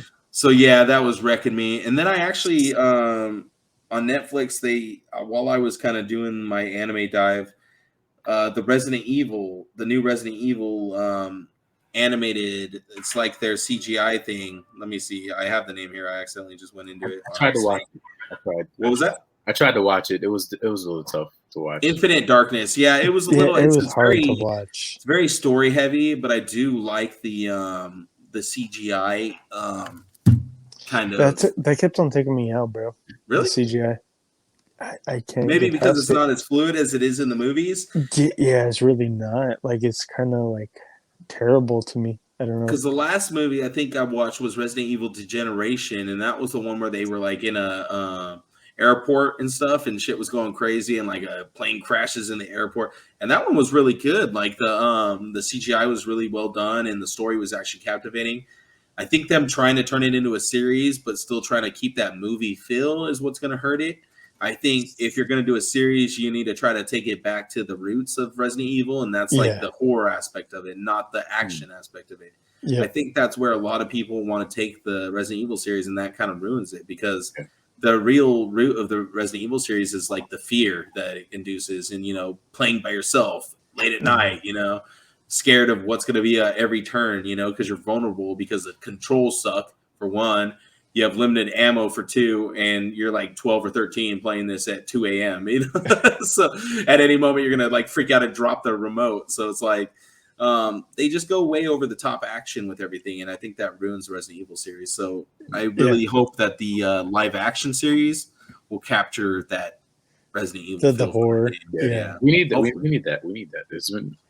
I think Wes Anderson kind of ruined it when he went, or W.S. Anderson went kind of like overboard when he went, and everybody else kind of takes it that way. Yeah. Yeah. But that was it for me. What about you, Gil? So yeah, definitely My Hero Academia, the villain arc. And it's funny, man, because we were talking about like before I left, like, oh, I don't know if we'll get it or if we are gonna get it, And I said they better skipped it.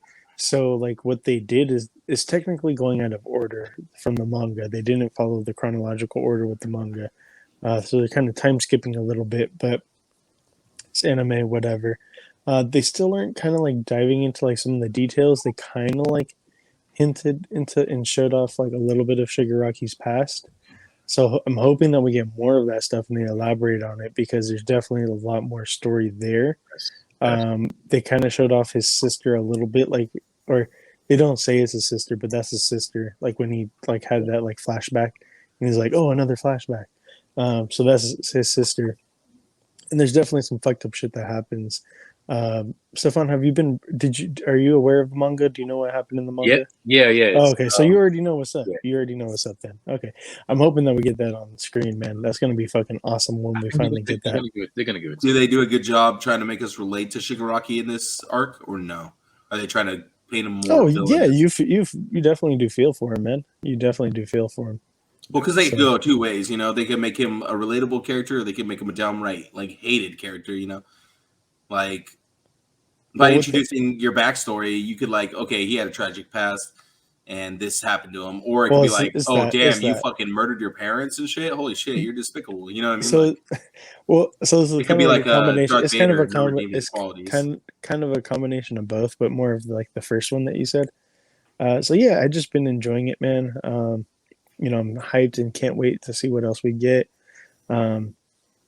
Oh, and then Stefan, we mentioned it before we started recording, but The Witcher, Nightmare of the Wolf. So good. That movie, it's an animated movie, so fucking great. And we get what is it? What's his name? Is it Vesemir? Vesemir. We get his his young years. Yes. And before he's old, because in the games he's like an older man and stuff like that. So we get him Vesemir when he's like younger. He's probably like, he looks like he's late 30s, early 40s, but in reality he's like 70 something. He's the one who trains Geralt, right? Yes, he does. And so spoilers at the end, one of the kids is Geralt. Yeah. And because like there's so like basically like all the Witchers get murdered except for Vesemir, and 3 or 4 kids. Yeah, and just a handful of them survive. Yeah, so like he throws down like the Witcher sigils with the necklace. He throws them down and he's all like, if you guys want to leave now, you guys leave now. And he goes, there's no more time for hesitation. Yeah. And then like I can't remember what Geralt says. He says something, and then like he's talking to him, and he's all like basically like, oh, we're gonna rebuild from here, Geralt. And it's like a bald little kid, and you're like, oh shit, that's gonna be Geralt of Rivia. Holy shit. Doesn't have his lovely locks yet. No, he doesn't. And throughout the movie, they don't tell you this little young Witcher in training. They don't say his name, but they paint him as a coward. Because it's like, hey, how'd you find a way out? He tried to run away, like. Yep. So it's really good. It's a lot of great action. It has that Castlevania, last season of Avatar feel. Very well written. The character dialogue is amazing. The voice actors are perfect. Oh, fucking amazing. And the action it's all smoke, bro. It's all smoke. Yeah. Does it take place in Rivia then? No, it takes place across a couple kingdoms. Yeah. There's definitely traveling and stuff like that, and you kind of get to see like the shady, messed up side of the of the Witchers, yes, and why people kind of weary of the Witchers, because I'll kind of spoil it here too. Monsters, they can just do whatever they want. Well, no, monsters are actually on the decline. Like events and like monsters popping out and stuff like that. There's not as many monsters and demons and stuff like that. So they actually start making like hybrids and breeding their own like monsters and like combining DNA and like shit like that. Because like there's a basilisk and they're like, oh, we've never seen one that look. Yeah, they're behind it, man, and they're like because they're not getting no work. Exactly. It's like firefighters going around and starting fires. They need basically, man, they need their coin. So that's what it is. And like the people who are behind creating the Witchers are also like helping and assisting making the monsters. Yep. So it's just hella crazy. Like there was like an order elf that girl like controls the Witchers or what? It's not an order that controls them. There's just like this alchemists that create them. Yeah, the alchemists that create it. There's like a ritual to create them. Okay. Yeah, and then like they go more into like I've never really played. I haven't played the Witcher series that deep. I started with like the second one because this is perfect, man, because it kind of gives you like an introduction to everything. And because like it even goes into it even gives you like the introduction to like the little serum that they take. Even the show didn't really give us all that. Huh? We didn't get all that. They don't go into everything. This sets up season 2. So at the end of season 1, where Geralt is kind of like hallucinating, he's like Vesemir, and it's like, who the hell's Vesemir? Here comes the animated movie, and now you have a good preface for season 2. Who Vesemir is and everything like that. Right, cool. Bro, that fucked me up. Like when his girl, can't remember her name. Vesemir's girl though, when she died. I was like, oh man, I kind of wanted them to have their like happily ever after, Her old hot ass. She was old, but she was hot, man. It was so weird. She could get it. Gilf game. Was she like silver haired or what? Yeah. Yeah, silver fox all the way, man. It's like what's her face is gonna turn out to be like that too.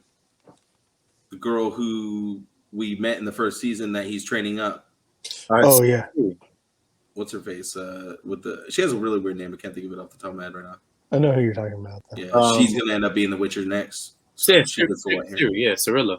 Siri or whatever. Yep.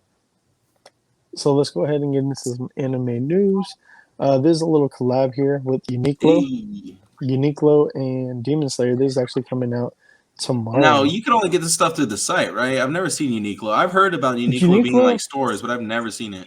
So there's one at Hillsdale Mall over in San Mateo. We stopped by over there, Matt. Is it its own store? Yeah, they have a store there, San Francisco, a couple different spots in Cali. It was at that mall that we were at. Mm-hmm. Yep, over there they have a store with the Michael Kors outlet and all that shit. Yeah, exactly. Right. So we got a couple different designs here. We got we got all the Hashiras, Rangoku. I like that one. What you call it, Tanjiro. Yeah, there's a bunch of different ones, man. It's just dope. Is that Rengoku in the mask, or is that that's Tanjiro? No, that's a Fox Spirit dude. The kid that ended up being the kid that ended up being dead. Okay. Yeah. Sabito. There we go. The name's right there. I always forget that shit. Zenitsu. What you call it? They got. I always forget about those kids. They were like one episode. The very beginning. The butterfly girl. I can't remember her name. Sonjuku. Sonjuku with her two assistants. So this one's actually pretty dope. It goes from white to teal to like purple. Yeah, I couldn't rock and they're that. like pastel colors.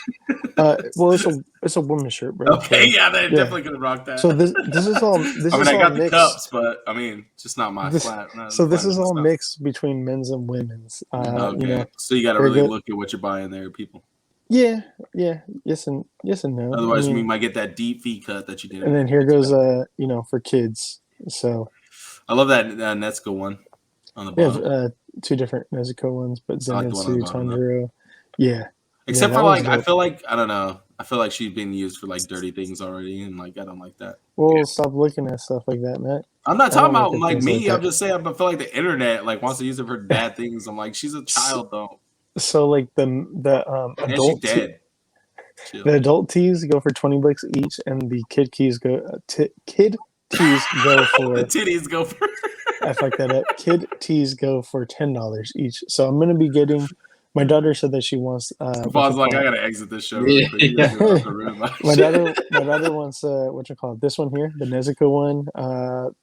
I can't remember that chick's name. Like a couple of these too. With the butterflies, and then she wants this one over here with the 4. So I was like, okay, I got you. So I'm gonna get. I just wanted a Inosuke shirt. The Inosuke one is okay. I feel like they're even have one? better.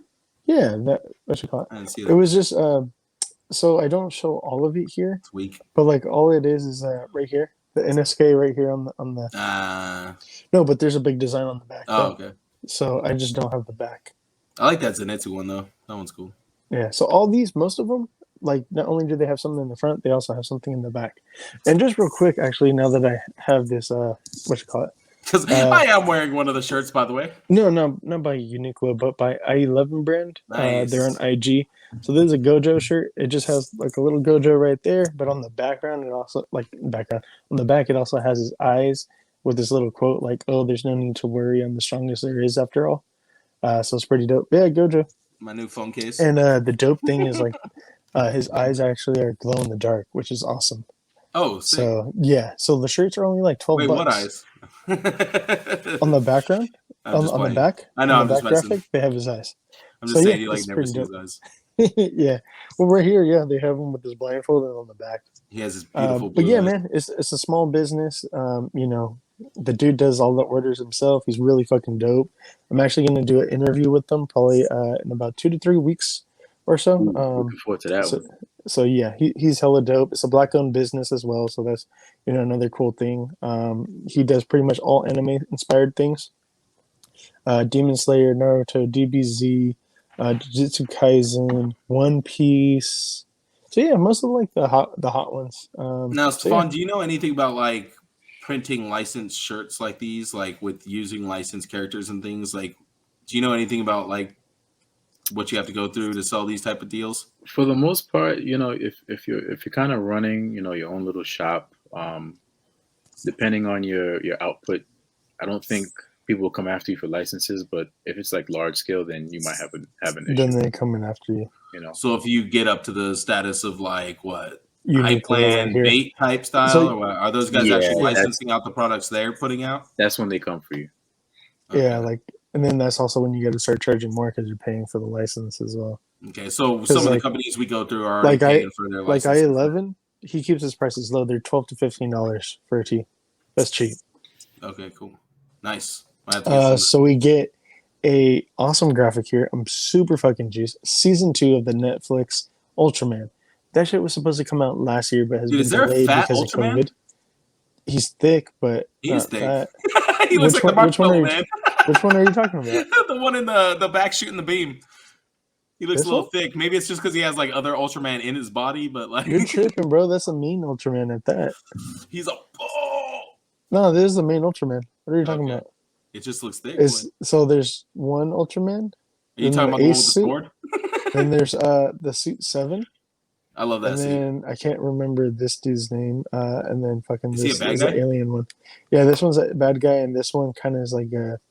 Is that this is the alien one. He's kind of like an anti villain.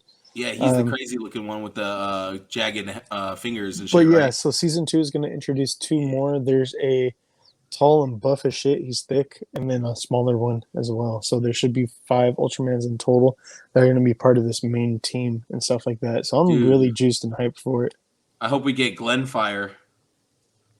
He's dope. He has one of the coolest designs. So yeah, part of announcing this, there goes the team, and they actually made some live action suits, which is pretty nice. Look at that. Oh wow, that's pretty fucking dope. So are we gonna get a live action version of this as well? No, it was just I don't know who you are. Like Kamen Rider style Ultraman. I mean, they've done it in the past, but I don't know. We might, but talking about that dude, those suits look good. The OG original Ultraman, he died this past weekend. I forgot about that. Sorry, hold on. And then we finally got a date for when Heroes is coming. So that's coming in October. Now they're making it into Tron, huh? Yeah, so they scooted Is this new? Up. What do you mean? This is the Three Musketeers. This is their shit. No. But the whole light up aspect, this Tron aspect, is that new? They've had but they've had that this whole entire time. I don't remember seeing it all glowing like that. No, there's been other promo images. Now it looks a little cooler. It's coming I'll out. give you a Manu that. You were shitting on the suits, bro. So no, fuck you. I was. No, okay, you don't get to enjoy Shoto this. still looks like shit though. So, fuck you. Anyways, I'll stand by that. This is coming out October. Like the second to last week of October. I can't remember the exact date. I want to say the 22nd or 23rd, one of those 2 dates. But yeah, I'm pretty fucking juiced about that though. Are we gonna get it in select theaters here? Should be all theaters. It'll just probably be like limited. I was able to watch the availability last movie in theaters, so I'm looking forward to this one. It's actually really cool to watch these in theaters because the way they do their effects to not cause like epileptic seizures and stuff, it looks really cool on the big screen. You know how they have that kind of like it goes from like a really intense lighting to kind of like a duller lighting where you expect it to be like it just instead goes backwards a little. Like it looks really good on the big screen for some reason. Yeah, it's a positive strobing effect. It's crazy. It really threw me off the first time I saw it. I thought something was wrong with the animation, and then Jujutsu Kaisen does the same thing too. Matt, what have you been playing? Not enough Pokemon Unite lately. I kind of fell off a little bit. I've just been working so much that like when I play that game, I like to really grind it out. So like I'll find myself playing for like hours. Like if I get on, I play for at least like 4 to 5 matches, which is 20 minutes a match. Or like I think it's supposed to be like 10 minutes a match, but sometimes it feels like you're doing 20-minute matches. So that ends up being an hour plus of time right there burnt. Like so I've been doing that. I've been playing Pokemon Snap. Been getting further, unlocked a couple new regions. Just having fun with it. Been blowing up my pictures. You're able to make your own pictures. Like you take the pictures and you're able to like customize them with like backgrounds and frames and stickers and a bunch of BS. So I've been doing that and making a bunch of like meme worthy pictures out of my Pokemon Snap pictures. And I've been getting hella likes on there. So that's been fun. And then, yeah, I haven't been playing too many games lately. So that was it. Stephan, what about you? Have you picked up Unite yet? No, and Gil, you're gonna kill me, man. Like he peer pressured me into jumping on it, but I never got around to it. I've been like playing Fire Emblem.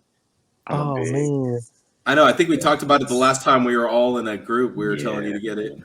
I'm a procrastinator. I haven't touched my Switch in all summer. Actually, I have not touched it. But not intriguing. I'll make this vow for you guys tonight. Tonight. I'm gonna go. Right. I'm gonna get on Pokemon Unite. All right, for sure. I saw somebody put up a picture of Blastoise. I'm like, whoa. Yeah, he's coming. Oh, so that's in the news, bro. That's in the news. Yes. And some others too that we talked about last week. Yes. Well, they're already here. Oh, they're already here. Oh, see, I haven't even logged in. What, like Blissey?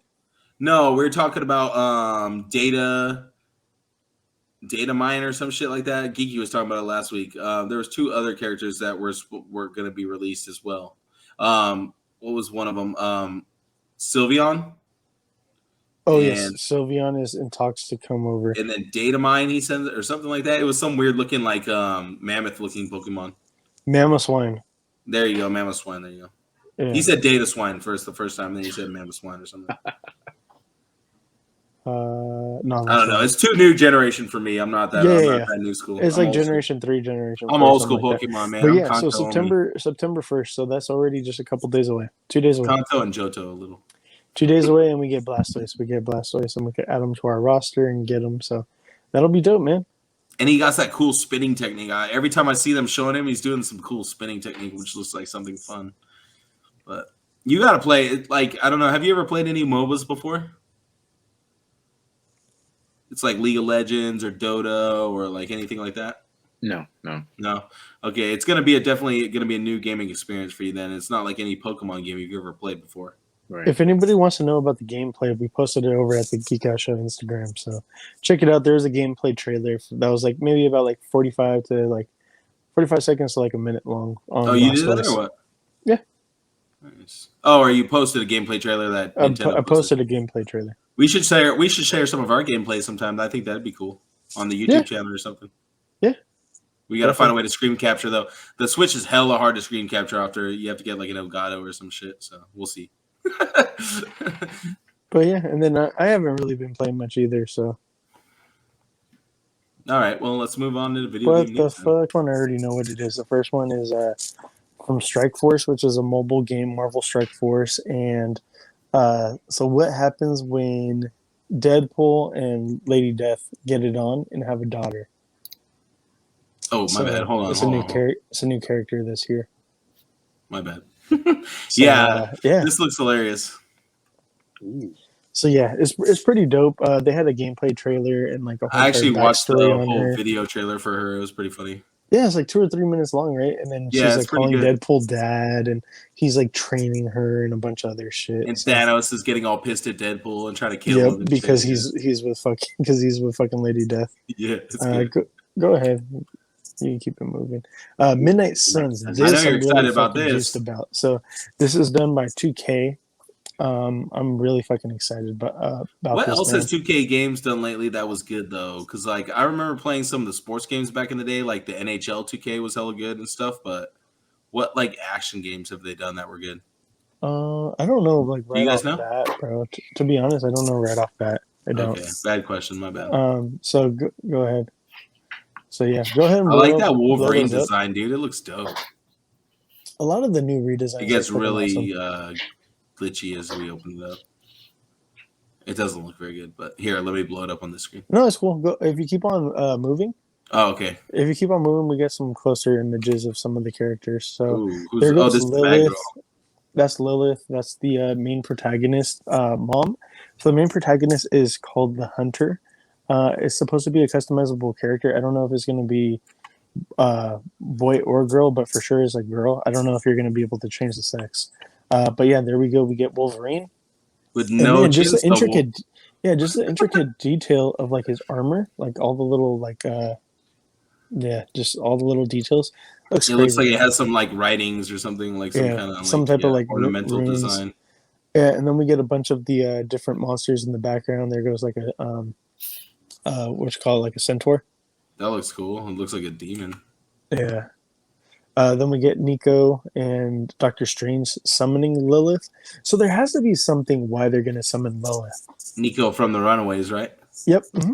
I can't remember her last name. That's going to be a good crossover.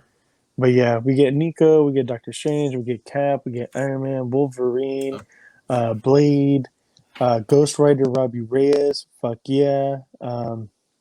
What's it called? Did I say Iron Man? I can't remember. Captain Marvel. Looks like, yeah. We get Magic from X-Men. Wait, where's Magic? Is she the one with the crazy mantle on her head? Yep. Dude, she looks nuts. Who's the guy next to her? Is that Strange? I believe so. Yes. Okay. Wow. And who's next to Captain Marvel? This chick. That's Nico. That's Nico. Who's this main girl in the middle then? The Hunter, the one that I was talking about. Okay. All right. Cool. So yeah, just everyone's redesigns look fucking amazing, man. All right. We already talked about Pokemon Unite. I don't know. I'm wondering what this game is gonna play like. I wonder if it's gonna be like the. I don't care. I'm gonna give it a chance, bro. Because it is an RPG, an action RPG.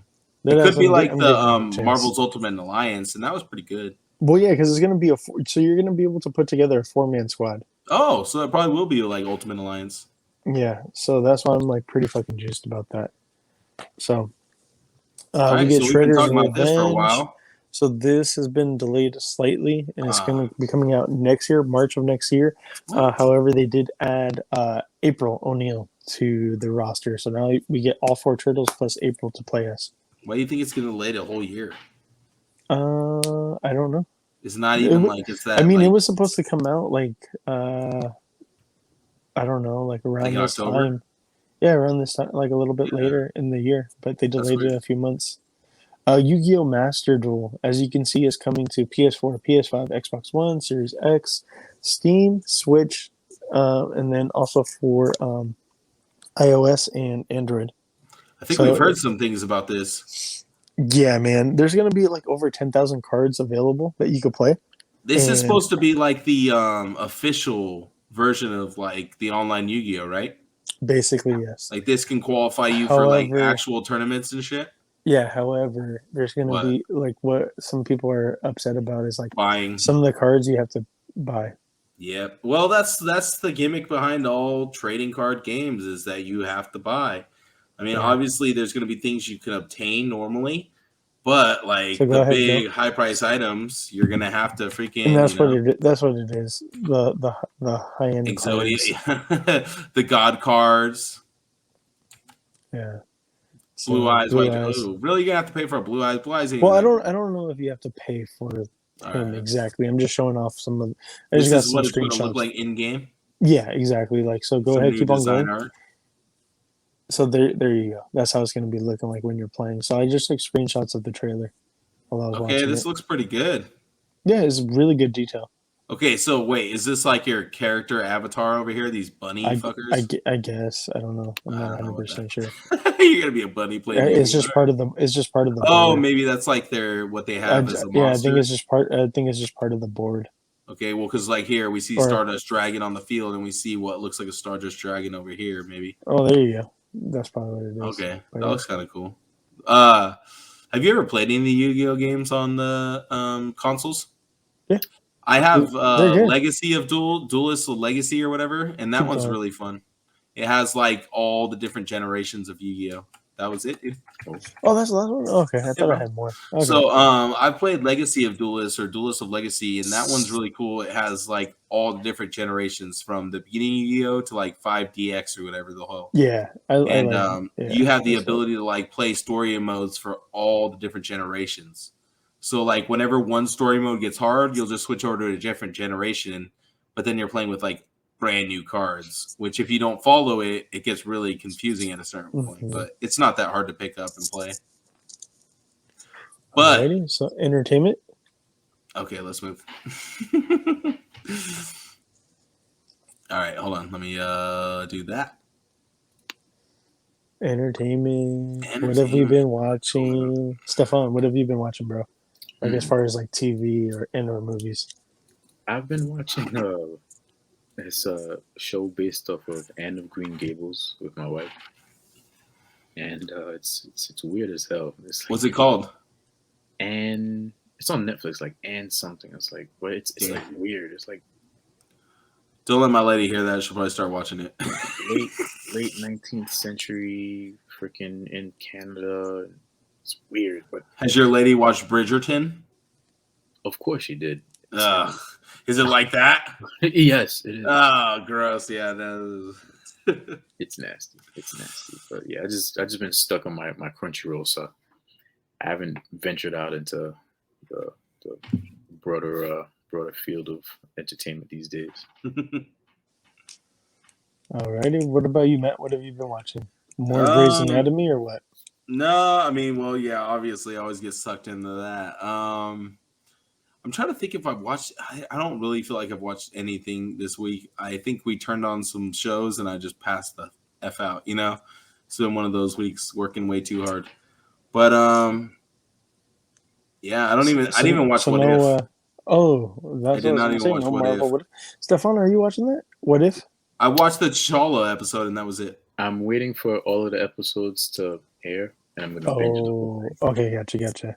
I'm very impatient. So this week was actually pretty dope. If it was okay if I go into mild spoilers, I won't exactly say. So, okay. So I'm just gonna say like it's basically. I'm gonna watch it regardless. So it's just like what if the heroes died, like so like what if the Avengers lost? So that's like what I heard. So what's crazy is actually like so it's like happens within a week, right?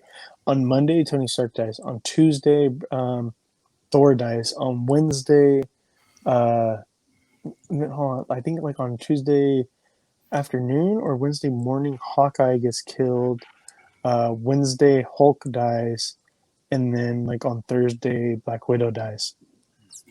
It's fucking crazy. No wonder my friend at work didn't talk to me about this episode if Hawkeye died because his favorite character is Hawkeye. Oh yeah, it's pretty fucked up. And then like what's crazy is actually like, so there's like actually like another hero that's actually committing all the murders.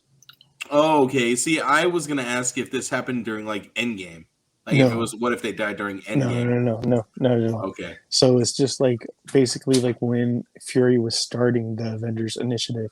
Don't tell us who the hero is. No, I'm not going to tell you. Don't you fucking tell us who the hero is. I'm not going to tell you, motherfucker. I just told you. But tell us a little so we can try to guess. No, I'm not. So it takes place during like Iron Man 2. So it takes place during the events of Iron Man 2. Okay. And I'm just going to leave it at that. So it's like pretty crazy. Tell us a little more. No, I'm not. So anyways, I also watched Ted Lasso. I don't know if you guys have been watching Ted Lasso, but it's a series on Apple. I highly recommend it. It's like one of the best TV series out there right now. Yes. If you have Apple TV, watch Ted Lasso. Compare it to something. Fucking amazing. I mean, it's like a comedy, right? Yeah, it's a comedy, but like the main director is a dude who did Scrubs, Spin City, a bunch of like those other I can't remember what the fuck his name is off the top of my head. But like he also lists like some of the directors. It's a couple different directors that does each season. Zach Braff, the dude who plays JD from Scrubs, actually directed one of the episodes last season, and this year for this season. It mainly takes place like around the soccer team for Richmond, a place in England. I can't remember what the fuck. It's like the Greyhound something. Anyways, it's really fucking good. It's a great fucking show. I love it. Highly recommend. I never thought that like a show on soccer would be like one of my favorite shows, but it's like I like soccer, but I don't really watch it like that. But like this show is fucking amazing. He's like the coach, right? Yes. I think it's Jason Sudeikis is the main. Yeah. Oh wait, Sudeikis? Oh man, I love that dude. So okay, I might watch that show then. He's dope. And then I also started watching Superstore, which is a series that's been out for a long time, I guess. And like the most recent season recently came out. So it's just like basically like a take on Target, Walmart, like those type of chain store type employees and like the wild shit that happens. And as somebody who's worked retail at a place like that, I can say definitely shit like that takes place. Like it's not only interactions with customers, but like shit that happens like after hours, hooking up and the pranks and this and that with like coworkers and stuff. So it's a pretty good show. Is it better than Employee of the Month? Oh yeah, by far. Okay, by far. Right. and then what you call it, Brooklyn Nine-Nine. I've been watching that. I love Brooklyn Nine-Nine. Their last season's coming out right now, and they're doing 2 episodes a week. So every Thursday, 2 episodes drop. So like, this is the 3rd week it's been back, and we are already up to episode 6. But it's really trying to speed it up then. Yeah, I think they're just trying to hurry up and get it over and done with. Because it was difficult to, it's always difficult to make shows during COVID. So, yeah. And that's what pretty much everyone's gimmick is right now, like for TV. Like Superstore, the last season was like during coronavirus. And then right now with, Brooklyn Nine-Nine, just during COVID. But they've even touched bases on like the whole entire police brutality and stuff like that going on as well. So, and I think they're approaching it and handling it very well. Like they aren't trying to make a joke out of it. I found it very interesting how you can watch shows and you see when it goes from pre-COVID to COVID. You know what I mean? Like, because all of a sudden one day they're all of a sudden all wearing masks and shit. You're like, wait, what? But like some shows don't even fucking acknowledge it at all, but some do. So it's weird to see that line. Yeah. But that's all I've been watching. Let's go ahead and hop into entertainment news. Oh yeah, that was my cue, huh?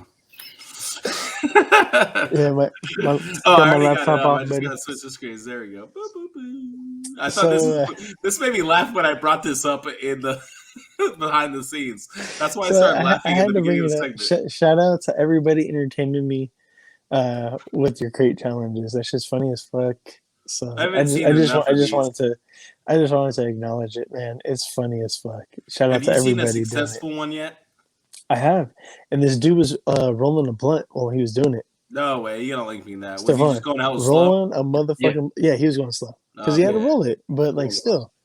That's the trick though, because everybody tries to go fast. They go slow. When they're going slow, they're good, and then they get to the end, they're like, "Oh, go hella fast," and like, "Nope." Whoop. Yeah, I've seen two people be successful. That's it. Seen somebody successfully kneecap himself and break both knees. Oh, like a fucking idiot. I saw somebody who looked like he broke his goddamn back. So this right here. So it's a screenshot and a little announcement. There's a lot of validity to it. So what's going on? Sorry, that was weird. No, it's all good. So you could go ahead and bring that up and just close in. So in Doctor Strange 2, Wanda will fight someone from the Foxverse. So it hasn't been officially announced who he's gonna fight, who she's gonna fight. But like, so my money is on the Phoenix. So it's not necessary. Why is it Daniel Rickman tweeting this? Well, he didn't exactly say who it is. Like he said, I'm not at liberty to reveal who. He knows already. Oh, I am not. Okay. Sorry. It sounded like it was the person who's in the fight. No. Okay. So anyways, yeah. So like he's just like somebody that's like I can't really say like he's just speculation because like 99.9% of the shit that he posts ends up coming to like fruition. He just knows about it. He's just like one of those people that is in the know about shit. But yeah, if it's coming from him, man, it's gonna fucking happen. And like the whole entire thing is because somebody posted up like, oh, this scene is still like one of the best fight scenes ever. And it's when Doctor Strange is fighting Thanos like on Titan, right? And then he's all like, yo, like that scene is going to get blown out of the water by fucking Wanda fighting whoever she's going to be fighting in the Foxverse. Who knows? Maybe fucking Silver Surfer. Maybe we get a fucking whole entire Galactus coming and fucking Silver Surfer and Wanda go at it. I don't know. But my first like thing was like, oh, Phoenix or Jean Grey. I would say the best way for the X-Men to enter the MCU is through Wanda Maximoff. Yes, 100%. I agree. That's the best way to do it. She's the only, she's the common link between the two, and it's only right. But who would she fight that could stand up to her? Magneto, Jean, Magneto can't stand up to her. Yeah, Legion would be one of the few that could actually stand up to her. But we haven't got them in the Foxverse. Yeah, we have. They have a Fox Legion show. Yeah, but I don't think. Yeah, but that's a show. I don't think we'll get true. Like we won't get Legion. I think it's going to be like Fox. He was the only one who could stand up to her, though. Like he's one of the only ones who could stand up to Wanda because they both have reality twisting powers. That would be a fucking hell of a fight, bro. Imagine that. And the reason they bring up Doctor Strange versus Thanos is because they're both using reality warping powers. Thanos is using the reality stone, and Doctor Strange is using his fucking reality warping powers. Yeah, but it's like one of the best like fights, like bigger fights. It's not hand to hand. Bigger fights. Yeah, okay. But because I was gonna say some of the best fights are just in Civil the mysticism, War, or not like Civil War. No, just as mysticism of like all the spells that Strange is casting and everything that Thanos when is he's doing. that 1,000-hand shit. Yeah, it gets pretty good. It gets pretty good. Go ahead, go to the next one. We need to see our heroes using more comic moves and shit. I think that's what really set that fight off, because that was all comic shit. Rest in peace to Ed Asner. Yeah, he passed away. Our Hudson, our Jane Jonah Jameson, and I can't remember that guy, the fucking pigly dude from fucking Captain Planet. But but yeah, man, he was also what you call it? Was it Ed or Earl from Up? I can't remember. But the older man from Up. Yeah, there we go, man. Oh my god. I was honestly truly saddened to hear this news. I was like, "Fuck, man, that sucks." He's a great. He impacted all of our childhoods and stuff like that, you know. Damn. So, yeah, next one. Losing some good ones this week. Yeah. Dude. So from the trailer, we all seen the trailer, right? So we didn't even really talk about it last week because it was only leaked with that weird leak trailer. We didn't see the full trailer last week. Yeah, but what I'm saying is that it came out this week. I know. This is who supposedly is in the movie as far as villains. So as we see the bomb for Green Goblin, we kind of see like a storm for Sandman. For the third one, they say Lizard because it shows like one of Spidey's suits is ripped up. Well, also apparently he like pops out behind Spider-Man. I didn't see that. That's what people are saying. So I'm gonna have to like replay that shit slow. A green figure pop out from behind him and start to like reach around his shoulder. Yeah, I'm gonna have to replay that slowly. And then of course we get, what you call it, Molina as that's at Dr. the very Octopus. End. Why did they put Electro after Molina? He should have been before him. Mm-hmm. But I mean, it doesn't really matter about like the order, to be honest. And then the electricity, Jamie Foxx, Electro, and as you can see, we got 5 there. Right, Who's 5. Number 6. Who's going to be number 6? Is it going to be Vulture? Is it going to be Mysterio? Who's it going to be? Well, do you guys have people? Hold on, but real quick, I just want to ask you guys: do you guys put any stock into like the theory of Mysterio's not dead yet? Yes, and that he faked it.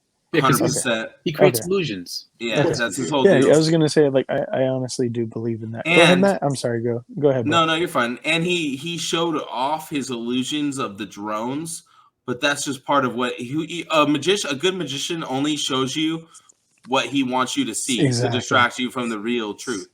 Yep. So that's Mysterio. Green Goblin is supposedly not even part of the Sinister Six.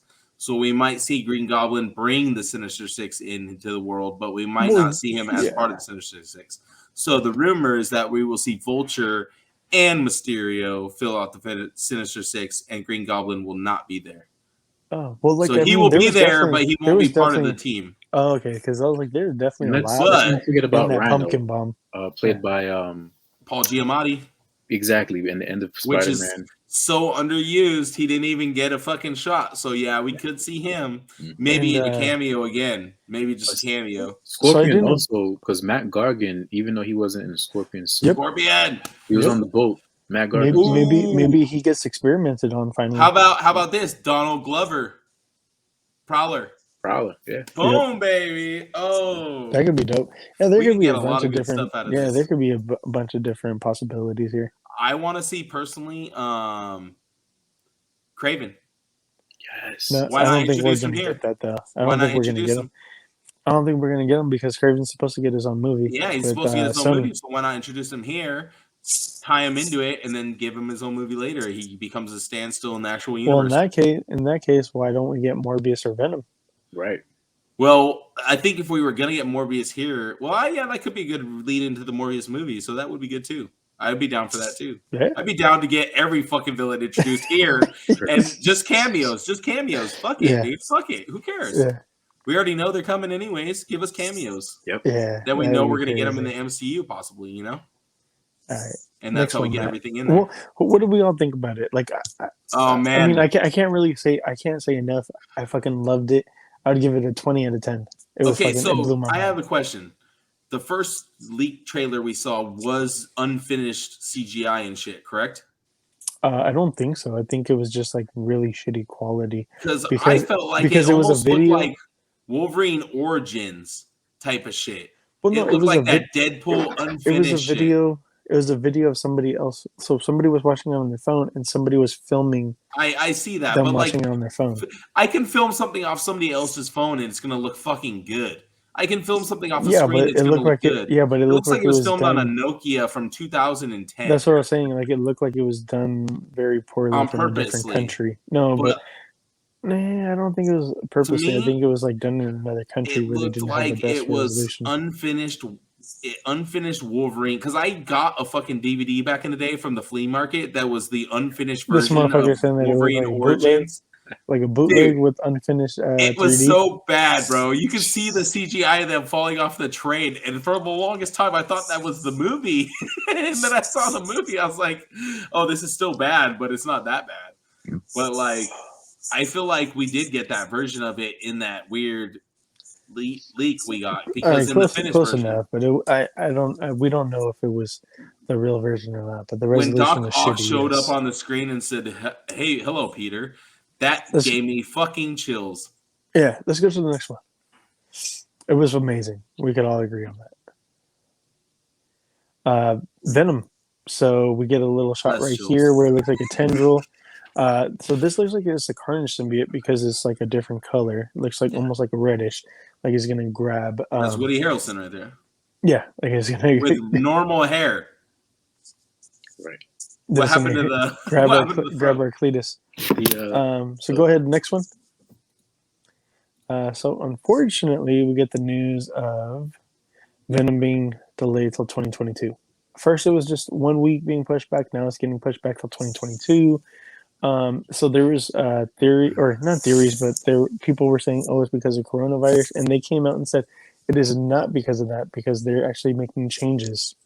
So, you think they're gonna tie some of this shit into this new Spider-Man? It's a possibility, bro. It's really a fucking possibility. I mean, with the amount of CGI that Venom is, they could do that so fast. Like, especially Disney, if they want to drop some extra money on that, they'll be like, "Fuck, let's write in Venom into the movie." Venom could be part of the fucking Sinister Six. Yeah, who knows? I'm hoping there's a good reason. Or Carnage. They could do a bunch of different shit. Who knows? Maybe Tom Holland or one of the one of the other Peters are coming. You know, maybe Andrew Garfield. Hopefully, whenever they're delaying it, it ends up being for the best of the movie. And, I mean, we already talked about What If, but yeah, that was the little poster for this week's. So I just we already talked about it, like I said. But yeah, it centers around Nick Fury. Yeah, I gotta binge that. I gotta binge the series. I can't wait. I cannot wait. Yeah, so I think we're a third of the way through the season already. So wait, does Nick Fury have to put together like a new team of Avengers when the old I'm Avengers not saying nothing. I'm not saying nothing, bro. I'm not saying nothing. Now I'm gonna watch it right after this. Go ahead, go watch it. I'm not saying I don't care if I work in the morning. I'm gonna watch it. I'm not saying anything. So far, I gotta say, my favorite one has been T'Challa, the T'Challa Star-Lord. I heard good things about that. This week's with the Dead Avengers, and then Captain Carter. But you know what? Like the Captain Carter and this week's are like right here for me. They're like really fucking close. Dead on. And then I just recently rewatched Black Panther today. What did you guys think about Thanos in that episode? Did you like it? He hasn't watched it yet. He can't comment on it. I'm just asking. I'm not spoiling. I'm saying, did you like it? Did you not like it? I liked it. I didn't. We'll get in. I don't want to fuck it up for Stephan. We'll talk about it off air. I don't want to fuck it up. So let's go ahead and do sign outs, guys. That's all I had to say. Sign outs and shout outs. So Stephan, go ahead and let them know where they can keep up with you at. I want something for Stephan really quick. Any up and coming new items that we should be on the lookout for? Yes, something specifically for the Geek Out show. So get ready. It came. It's gonna be huge. It's coming. What? It's gonna be great. I wasn't ready for that. I was just asking for other stuff. I was just asking if you had any new other stuff. I wasn't. It's gonna be a Geek Out show exclusive to celebrate the 1,000 follower mark, and it's gonna be great. What? Yes. What? Yes. For 1,000 followers? Oh, we gotta hurry up and make that shit happen. Oh yes.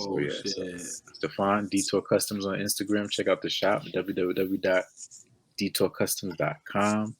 Hit me up. If you can't find me, ask Matter Guild. They'll come and get me. We'll be good to go. Oh, definitely. So, definitely. What's in surplus that we can order directly from you that we'll get really quick? Everything's sold out. I gotta. Damn. Well, this man kills it. This man stays killing it. You can also check out my stuff at on legionshop.com. A lot of other great artists tag up and get that stuff on. But yeah, I got some restocks coming, so keep an eye out for that. It's gonna be great. You know what I want? I know what you want. I got. Hit me up as soon as you have one ready, because I'm ready to buy that. And one of those. And I want one of those Gorgon shields too. So as soon as you have two of those, get me. I got you, bro. I got you. I want to pre-order. Alrighty, and Matt, where can they keep up and follow you at? You know where to find me every week here at the Geek Out Show and on Major Reaction _IG on Instagram. Just put up some heat with the well from Oandy Photo. So make sure you guys go get some stuff from him. I put up a badass shot of the well with Torian from the Mythic Legions line, casting a double dragon spell of level 5, as I made a joke with my buddy Bencor on Instagram. So go check that out. And go hit up DTour's shop. Find him on the Legion shop as well. You can find his goods there with a bunch of other badass artists. Mythic Customs. Who do we got? Wolf King Customs over there. Is he part of that too? Yeah, we got a lot of great people. Romberg, Millwick, a lot of great guys on. Drop Family, all of them. Everybody puts out really good shit. I mean, there's something for whatever your kink is in action figures. If it's cloth goods, if it's custom heads, if it's custom effects, if it's badass weapons, they got it all over there at Legion Shop. So make sure you check it out. Also check out our buddy. Who's the one who does the? Sorry, I gotta. This is all. Ready? Which the buddy? Who's the one who does the cool ass Mythic Legion style dioramas that he does like 3? He prints them. Crashbox. Okay. Yeah. Go check out our buddy Crashbox Customs also, because he does some of the coolest Mythic Legion inspired dioramas. I actually have an Office inspired diorama from him. It's something that he did in the early stages, but he's definitely worked his magic and created this whole new realm of badass diorama custom pieces, and they're ready to order. They can easily be shipped out, and he got tons of stuff from sci-fi, fantasy, just whatever you need for your figure photography needs. So go check them out as well. Yep. And you can follow me over at Black Hole Comics, all social media and YouTube. Next time, wait. Give us some podcast shout-outs. Give us some podcast shout-outs. It's been a while. Come on. Podcast shout-outs. So podcast, let's shout out Nerdicons. So Nerdicons, obviously. Toy Isle podcast, definitely check them out. Dynamic Entry, Boys with Their Toys whenever they put something out. Finally, hopefully. Fig Heads, check them out. A1C podcast. Yes, Infinity Equation, check them out as well. Just everybody that we mess with, everybody here on our feed that we do. We got a In the Works show coming out with Richie Broughton and Oscar Savage Q92. They're going to be bringing us a horror-centric podcast, so can't wait for that. Ken and Cantina, as per usual. That's Peanut a staple Gallery. Over here. Peanut Gallery, we're going to be doing something on Starship Troopers, so yeah. I'll be there if Gil lets me on the episode, motherfucker. I was just fucking with you because you were being salty for no reason last time. So I was salty because of scheduling issues, all right? Yeah. But yeah, till next time, make sure to stay geeked up and geek out. Dope.